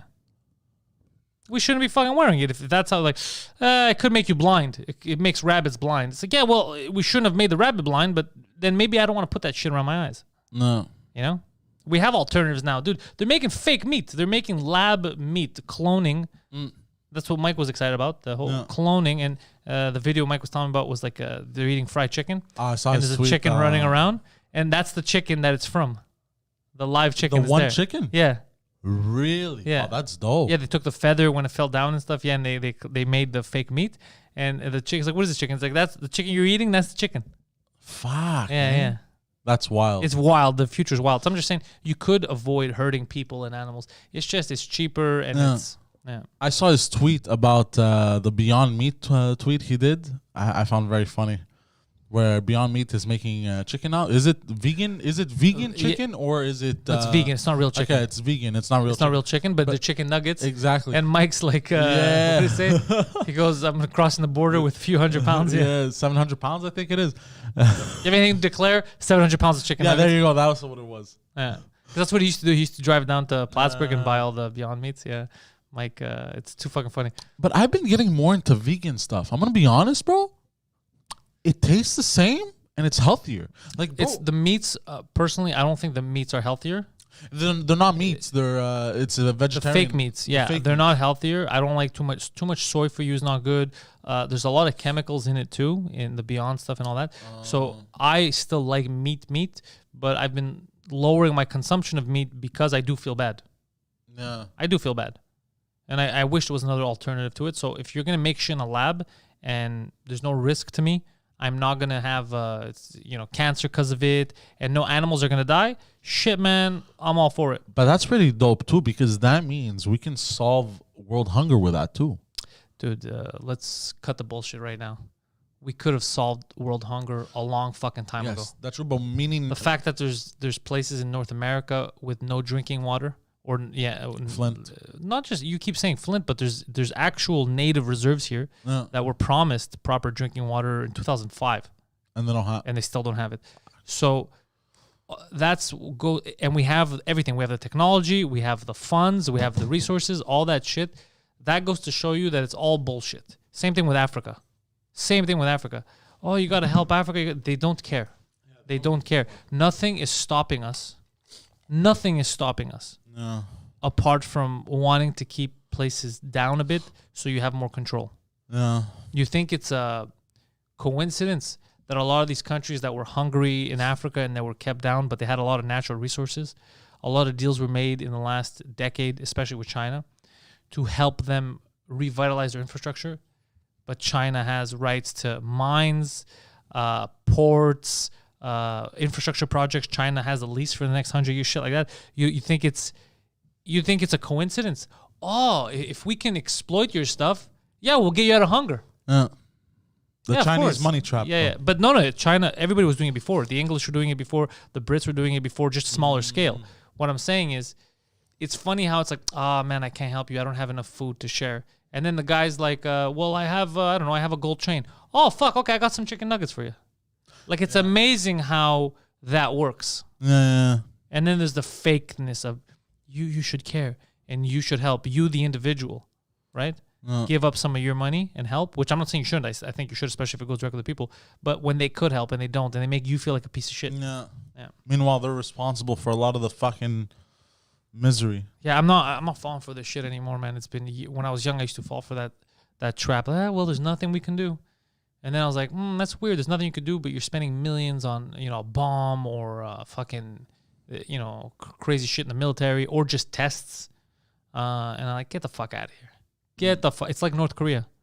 The defector, I was watching her talk about how hungry they are. They're starving. And they spend, I forgot how many billions of dollars on nuclear tests. For what? Who the fuck are you going to fight, you fucking idiot? And she goes, just one bomb test. Just don't do one bomb test, and the country's fed for the year.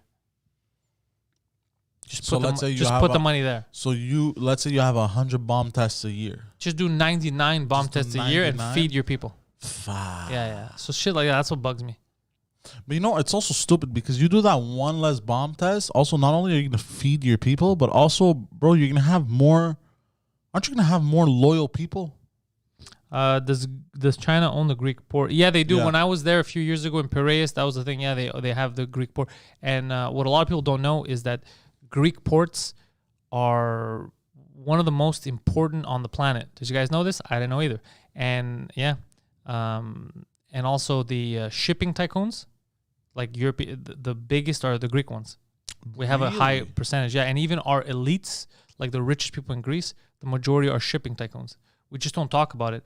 And the economy, too, is based on, we have tourism internally and stuff, but it's shipping tycoons that make us the most money. Really? Yeah. Because, dude, it's the gateway to Europe, right? Yeah. Yeah. Bringing stuff in. So China knows what they're doing. Yeah. So they bought the port. I think they have for the next 100 years or some shit like that. Yeah. Fucking hell. Yeah, they did to a lot of places, yeah.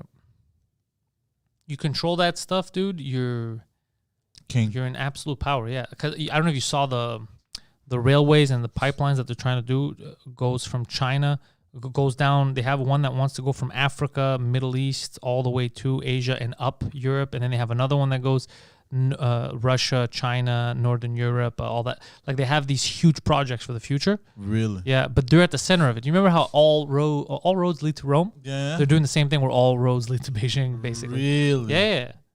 Hold on, I just gotta go blow my nose, bro. They're very, very smart. They're very, very smart. They're doing what every other empire did, just in the modern day. Yeah, so there's a lot of this shit going on, guys, and it's funny that you're never really informed about it, that you're never really told about it in the news, but they're willing to tell you stupid nonsense, but never about this important type of shit. Because this is very important. This is very important when one nation is kind of slowly colonizing, taking over other stuff like this, whether it's monetarily, it's worthwhile knowing who's behind your government. It's worthwhile to know that shit. But they don't really tell you that stuff. I wonder why. I think people would rebel. That's why, too. People would get mad, I think, if they knew. Like, wait, what are we selling? Like the Greek islands now, the private islands for sale. Why are you selling land to the highest bidder? Especially Greek islands. Yeah. That's fucking crazy. Yeah. Montreal's an island. Put that up for sale. Let a tycoon buy it. See how well that goes. Yeah, I don't think that's gonna fly, bro. No, bro, it's crazy. People are losing their shit over masks. What? Can you imagine this massive info? Yeah, that's true, yeah. People wouldn't handle it that well. People would get fucking furious. No. Yeah. But they should get furious. They should definitely get furious. This is the kind of shit that we should vote on. No. It's not the kind of shit that one person in charge should be able to dictate. It's kind of like when we were letting when we're supposed to be allied with the United States and Trudeau had the Chinese army come here and our own military complained about it to train their military in the snow and shit. It's like, dude, your biggest ally is against this, right? Your biggest ally. You can't let them come here and we train them in the snow when your own military is like, yo, don't fucking do this. We should have had a vote. We're like, no, we don't fucking accept it. Are you crazy? Get the fuck out of here. It's a foreign entity. We don't want foreign soldiers on our land, especially in soldiers that we don't have that kind of cooperation with.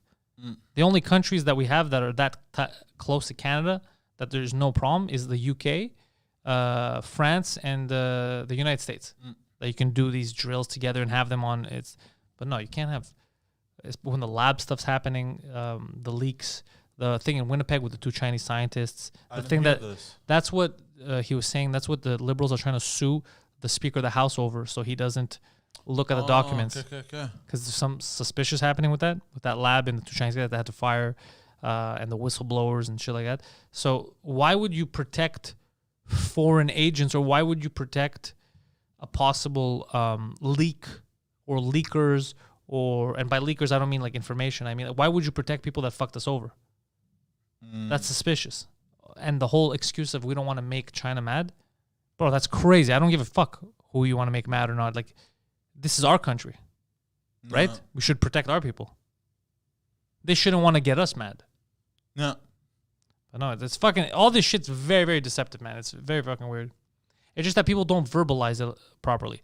Like when Trump was trying to say this stuff, he verbalized it as, you don't know, China's not that good. You got to be careful, fucking China. And it became too aggressive. People are like, this guy's just racist. He just doesn't like Chinese people, Even Biden now, I got to take a tough stance on China.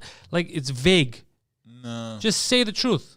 Look, man, we've uncovered there's a lot of spying. There's a lot of cyber attacks.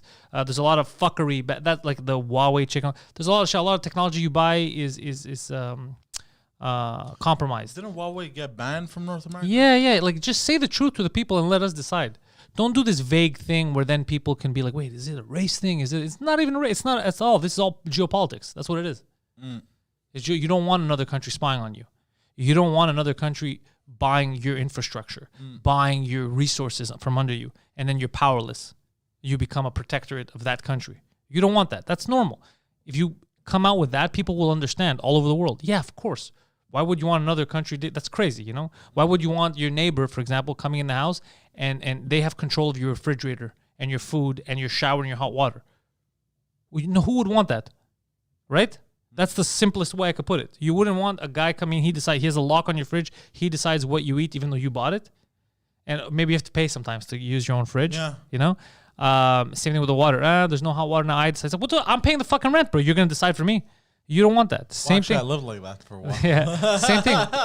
Countries don't want that. So they don't want that spying. They don't want the cyber stuff. They don't want you buying their resources from under them. What the States was doing to the Middle East when they were going in there, taking over, taking the oil, putting their companies in there, and then reselling their natural resources more expensive to the locals.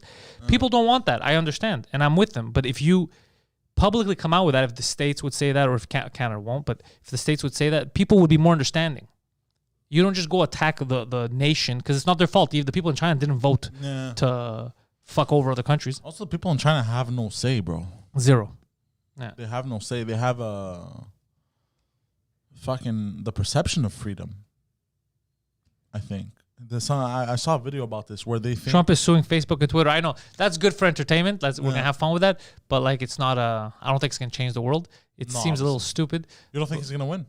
I don't know. I don't know enough about. I'm not a legal expert. I don't know enough about it. Look, here's the weird thing. They keep flip flopping, right? So Twitter said a lot that I don't know about Facebook, but Twitter might have fucked itself. It might have shot itself in the foot. Oh shit! Because Jack Dorsey's gone on Rogan. They say contradictory things. So they'll say, "No, we're a private company. We're not a utility, right? It's not a right to have Twitter. We're a private company. It's just a thing you use. You go on it. We don't curate stuff." The second they start muting people, banning people, blocking, number one, they start curating. Especially if it's not violent, especially if you're blocking someone because you don't like his point of view politically. Now you're curating the information, right? So you're kind of a producer because you're deciding what people can see, what they can't. And then Dorsey fucked himself because he's come out and he's tweeted and he said that like when Nigeria's like, fuck Twitter.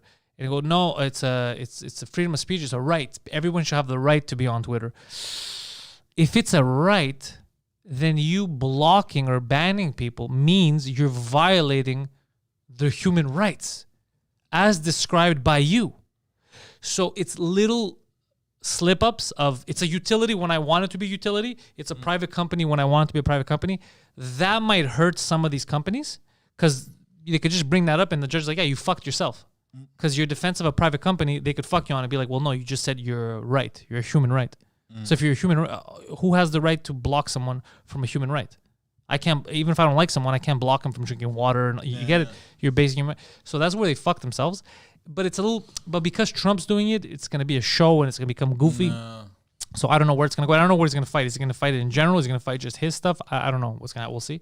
But that's where they have to be careful because they do shit like that. They go, we're a private company. It's just to fuck around. It's like playing a video game. It's not a right to play a video game. Whoever wants plays, whoever doesn't, we don't want you there, you know? But then whenever they want help, it's a human right. Of course, you have to be. It's a utility. It's like the internet. Who's not on Facebook? You have to be on there or you can't do business. It's like, well, then you just fucked yourself because you said by blocking them, you block them from having a right and you block them from expanding their business. You said it yourself. You get it? That's the problem with the I'm always a victim thing. So we'll see where that goes. I think it's a little crazy. I think he's just gonna go after them for his stuff. I think so too.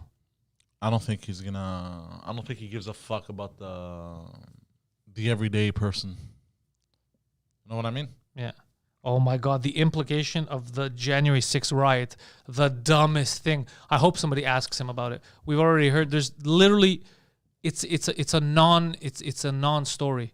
Unless you believe in Q, unless you believe in the Q shit and that Trump's behind it and he wanted the violent revolution.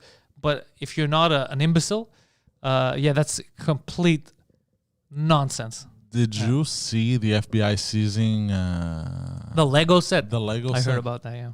Oh, bro, so embarrassing. It's kind of funny, though. Why? You don't think that's funny? The FBI is like, fuck, we got this high-profile It is Lego kind set. of funny, yeah. It's kind of funny. And what did they say? They're like, because of this, he knew, like, they're trying to pin shit like that. Yeah, there's a guy who made a Lego set of the Capitol Hill. He goes, this Lego set was made because he wanted to take over the Capitol or whatever. But this is, and you saw the number of people that were in there and the wacky LARPers and shit. No. And it's funny because, like, they went in there and they killed people. Didn't the only person that died was one of the rioters? And, yeah, I think so. Yeah, it was a woman. Yeah. Who got shot? Like, what are we saying? And who they kept saying it was violent. They killed people. Who did they kill exactly? They said they were there and they were trying to kill senators or they were there taking selfies. They were imbeciles. Yeah, they wanted to have more of a photo op. Yeah, that was it was the dumbest people that went in there. There was guys with like Viking helmets and shit like that. Like, horns. yeah, what are you talking about? They're like, this is worse than 9/11. They trashed some stuff. This is worse than 9/11. Yeah, tell it to the thousands of people who died on 9/11. It's fucking crazy, bro. It's completely insanity. But it's a smart thing to milk because imbeciles just view the image of it and they're like, yo, man, this is crazy. You know, so I guess it is smart to milk it if you're gonna milk something.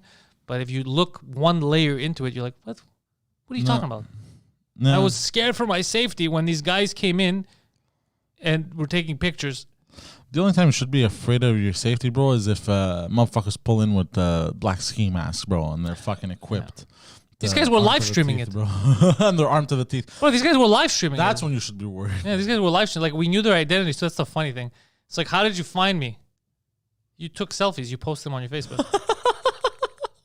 With your real name. What's your real name? Like, you had face paint on, but we know it's you, Jeff. It was on your Facebook. You were live streaming. You're like, yo, we're the Capitol. Check this out.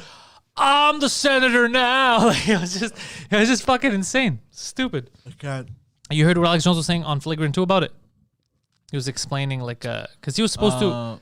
He goes, yeah, it's fucking wacky. He goes, because there was, we were told where the stage was set up, and then where this was a little bit further, and it was, he goes, security, there was certain people that were just backed up and let them in, and people were like, no, don't go in, you're not allowed to go in there, like him and someone. It's like, no, we're going to go in, and it was all the people that went in, it wasn't all, if it was all of them, they would have lived in there. It was so many people. Yeah. But it was just, people were like, there was even people live streaming, like, I'm going to walk away from this. Like, this seems to be degenerating.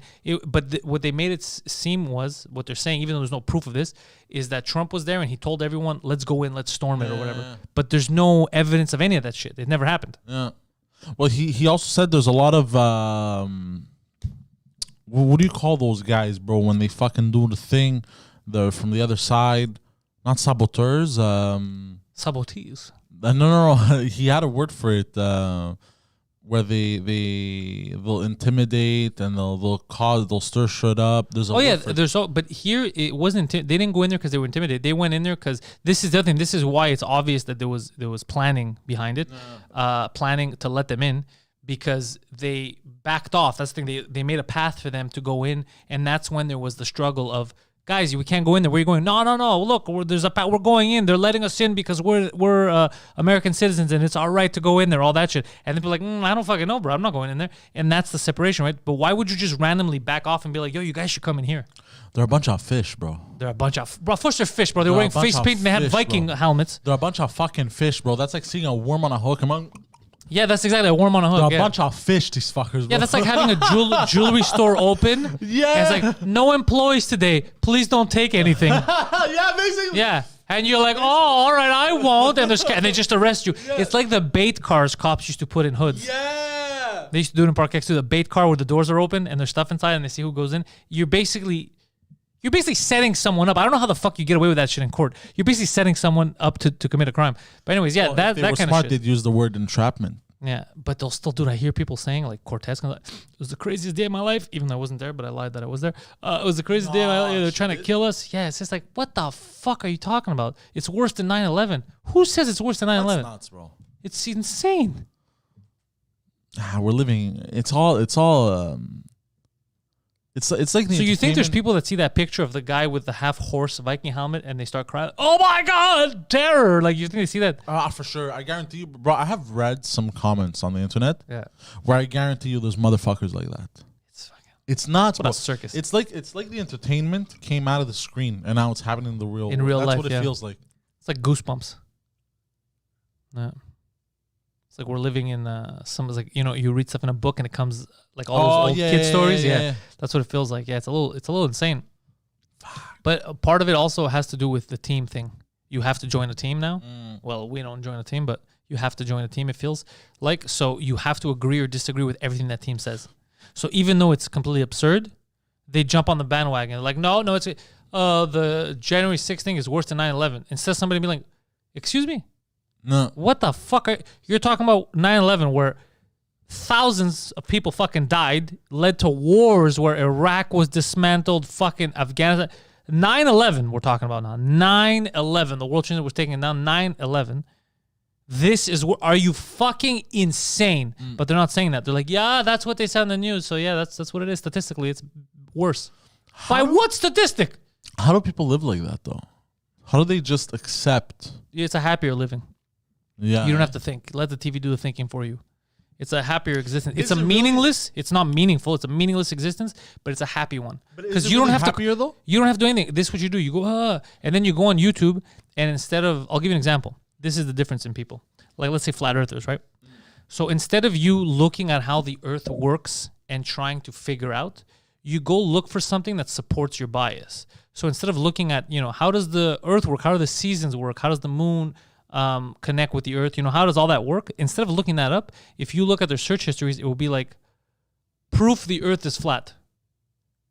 Why the round earth is a lie. So you look at stuff that is going to just promote your bias. Fuel your bias instead of trying to look at it objectively. So instead of instead of saying, wait, how many people died on 9/11? How many people died here? What did 9/11 lead to? What did the 6th January thing lead to? Instead of doing that analysis and being like, oh my God, this isn't a comparison. This is crazy. Why would I even say this? You're like, why were the January 6th stuff worse than 9/11? So the people that are writing stuff to support that, you're just feeding back into. That's what people do. They're scared to.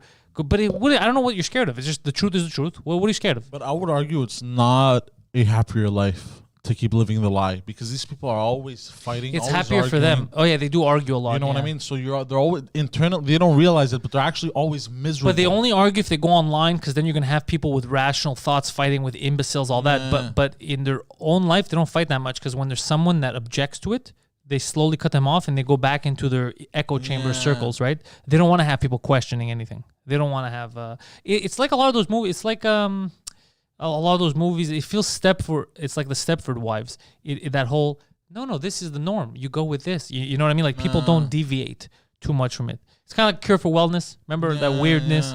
Yeah, it's that kind of mentality. But why it feels better is that if you're surrounding are these echo chamber peoples where they just look, what does the Washington Post tell me to believe? Birds are racist?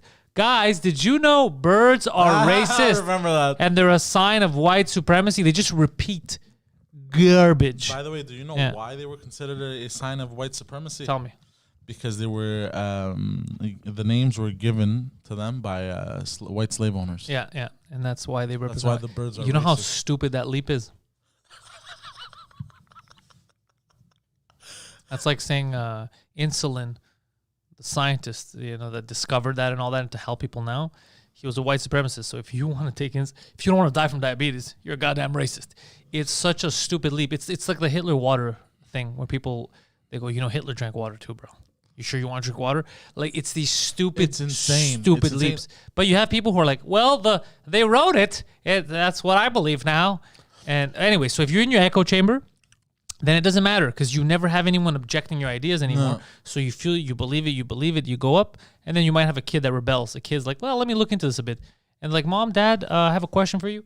Are you both fucking insane, And then you have the rebellion of the kid. Yeah. I think it's more important to educate yourself and even if you go against the norm, the truth. Even if the truth is going to get people mad, I'd rather know the truth. No. And fight with a couple of people because I'm saying the truth, as opposed to everyone just smiling like a bunch of North Koreans. Yeah, our leader doesn't take a shit. And you smile and you have to accept that. Yeah. Come on, guys. Are you serious? There's no way you believe this. Of course we believe it. Guys, just sit there and think about it. They don't. It's nuts, bro. Yeah, there's like, say the fucking truth, bro. You know the guy takes a shit. It's crazy. I cannot live like that. I think that's why I always clashed as a kid with my parents. Because my parents were like that a lot. You know what I mean? Yeah. That don't question anything type of shit. Yeah, no, I question everything. And I would, I would always argue. I would question everything. And they're like, no, my word is God. You have to question everything, guys. And I don't mean question everything like, hey, it's a good morning. Is it really a good morning? What? I don't mean being a retard. Yeah. I'm just saying question everything like if the government says something, if you're, I don't know, if you're made to, if first of all, if fear comes into it, question it. If every day on the news you see something that scares the shit out of you, fucking question it. Like back in the day when they're talking about Halloween, I remember when I was growing up, my mom was terrified of razor blades in my candy. Yeah. That was everywhere, all over North America every year. It happens often. It doesn't happen that often. And with the case that they were claiming that it happened, it wasn't a stranger. I think it was the kid's aunt that did it or something. It was like a family relative. Yeah, but it became a big thing that every year kids swallow razor blades, and it was not happening. But it was in the ethos, so you were scared. But what was the purpose of that? Bro, fear, bro. The news loves that shit because you watch. Tune in at 11 o'clock tonight. We're going to tell you about these poison candies. My kids go out and get candies. Let me look at this. If it bleeds, it leads. Yeah. Well, like when I was growing up also that there were drugs in candies. Yeah, who the fuck's giving out drugs? And then you grow up and you're like, wait a minute, drugs are expensive. Yeah. No, but it's like, yeah, he's giving joints to kids. Yeah, that's what a guy's just spending all his money buying drugs and giving it to kids, not selling it, giving it to kids. Get the fuck out of here. It's insane. But we believe because we're fucking stupid. I believe, dude. I remember when this started, the pandemic, with the videos from Asia when people were convulsing and falling on the floor in the metro, all that. That's what they said it was. I believed it, bro. I'm an idiot. I believed it. I was like, holy shit. And then I thought, believed it too. That's why I thought that's what's happening here. I thought people are getting it and they're falling on the floor and they're shaking like a movie. I believed it because it was on the fucking news, so I believed it.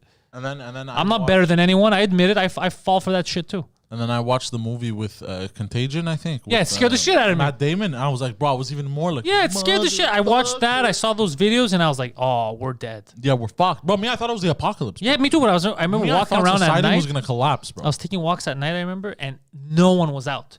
Marché Central, I was walking through it, empty. No cars, no nothing. And I was like, is this really how the world ends in this whimper?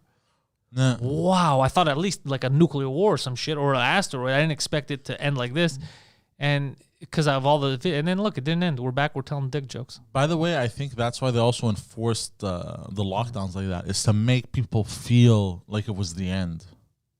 I felt like it was the end. I'm going to be honest. You know what I mean? I'm not even... In the future, I won't even lie about it to, like, if I have kids or anything. I'll tell them the truth. I'll be like, yeah, I fell for everything. At the beginning, I thought people get it. They shake, they convulse like a movie. I fell for it 100%. Just be critical, be calm. You know, when things happen, I would like to teach my kids, just be critical. Think about it. Stay calm. Don't panic. But because when we panicked, there was no more toilet paper. Yeah. But all the water was left there. Yeah. It shows the level of our intelligence, bro. People panic so much. They like, give me toilet paper. They were fighting each other for toilet paper. You want bottled water? What do we need water for? Like, it's just, we're such fucking dummies. And again, a lot of people will lie. Like, no, that never happened. Toilet paper never left the shelves. No, what are you talking about? No. Yes, it did. Yes, it fucking did. You don't want to admit the truth, but it did. And there's still videos of it. Yeah. It did. You all went for fucking toilet paper, and I was making fun of you all. I go, look, I'm scared too. I bought a lot of water. You fucking dummies. Get canned food, get water. What the fuck's toilet paper gonna... Yeah, I'm also a lunatic, bro, because I went for a machete, a tomahawk, and I stocked up on frozen pizzas. Can't I tell you something? Everything you bought there, way more practical in the long run than toilet paper. 100%, I know. Because frozen pizzas don't really expire, I think. Or they have a very long frozen time period. Yeah. So I saw how I acted in the beginning, and then I was like, I didn't handle it properly. I overreacted. So I started to calm down a bit. Then I started to think about if it's as bad as what the news is telling me. The numbers are, everyone's out. If it was that bad, we'd be dead right now. Yeah. There's no way me 100%. who's out, like I go, and everyone around me, people with me going for coffee and like, I go, this seems like they're no, it's a real thing, but I feel like it seems like they're trying to fuck with us. Like the fear level was higher than the act. And then I was able to calm down a bit and live my life. No. At first, I will admit, until realizing that this was probably a mistake in the lab. I didn't think it was a fake virus. But you thought it was engineered to kill us? I thought it was initially. No. That was my initial thought. In order to look, it's a lab leak. They're not going to admit to the lab leak because too many people are liable, including Fauci and a lot of people that invested in that lab for gain of function research. So they won't admit to it fully, but the evidence is clearly pointing to that. It's not on purpose. It was an accident. Accidents happen. The issue why people are mad is that they weren't supposed to be doing that type of research anyway. Don't make a super virus, you fucking dummies. You know, like when they were saying when they were making nuclear weapons, the scientists, the physicists, and all that, they were like, I kind of don't want to make this. They go, oh, it's a deterrent. They go, by me making this, someone's going to use it. And then that's what ended up happening. So it was not on purpose. These are not, I know people love conspiracies, but this is not something that could be, you can't release something this easy to transmit, let's say, and control it. You get it? Because on purpose, you can't do this because then you could even die. Yeah. It's not something you can do with something like this. Maybe something in the water, yes, if they want. I'm not saying that's what's happening. I'm saying like conspiracy-wise. Something you could control, of course. But not something like this. It would never happen because you'd end up getting deaths that you didn't account for. Yeah. Yet it would fuck up your whole thing. So 100% forget that shit. From what we know from the evidence, from the scientists that had spoken out first, the leakers and all that shit in China, Wuhan, we know that it was an accidental leak. The problem isn't the leak. People aren't mad because there was a leak. People are mad because, like they were talking about on Rogan, it was the gain of function research that they were doing that they were not supposed to be doing that people called out. Don't fucking do this. Don't make super viruses. Don't play God. And then when it comes back and bites you in the ass, everyone else has to pay for it, and they're all the bad guys. That's the problem. That's my issue, is don't fucking do that. You know what I mean? You play with fire, you're going to get burnt. The problem now is you burnt the whole fucking planet. So those people, I think the people that were in charge of it, the people that made the decisions to do that research, Fauci included, they should be in jail. Not the Chinese scientist that accidentally did it, whatever, it's Malaga, the guy who kept getting bit. Remember we had that story? And pissed on. Yeah, he got pissed on once by a bat, and once he was bitten, and they're like, bro, like... You think he just had a kink, bro? Yeah, be more careful. Anyways, the people, though, that made the decision, the conscious decision to make those tests, 100% should be in jail. It's like, guys, stop. Like, we've seen enough in society. We've seen enough up to this point that we know that we're dummies. There's certain shit we should not be playing with. You know? There's certain shit that we shouldn't... Anyways. Poseidon. We got a podcast to record in an hour. Abdul's coming in. Abdul Butt's coming in for a Pantelis podcast. That'll be up on Patreon first, as you guys know, when it's ready, probably tomorrow. Tomorrow, a new episode of the French Cast drops on the Patreon as well. You could catch Poseidon, the Poseidon69, Twitter and Instagram, and twitch.tv/theposeidon69. Watch and play video games against children and in bed with Poseidon on Patreon, patreon.com/Pantelis. If you are not part of the nation, join the nation. People have been asking me again for shirts. I am in the process of talking with our potential merch dealer. It'll make it much easier for people that don't win shirts to actually buy them directly from a legitimate company who will then mail it to you directly. So I think we're going to get in the business of shirts because it's going to be easier for us. We don't have to maintain any stock or anything. You just buy it off that they send to you. And it's a Montreal company. And I think we're going to start with Pantelis Podcast and 2 Drink Minimum themes.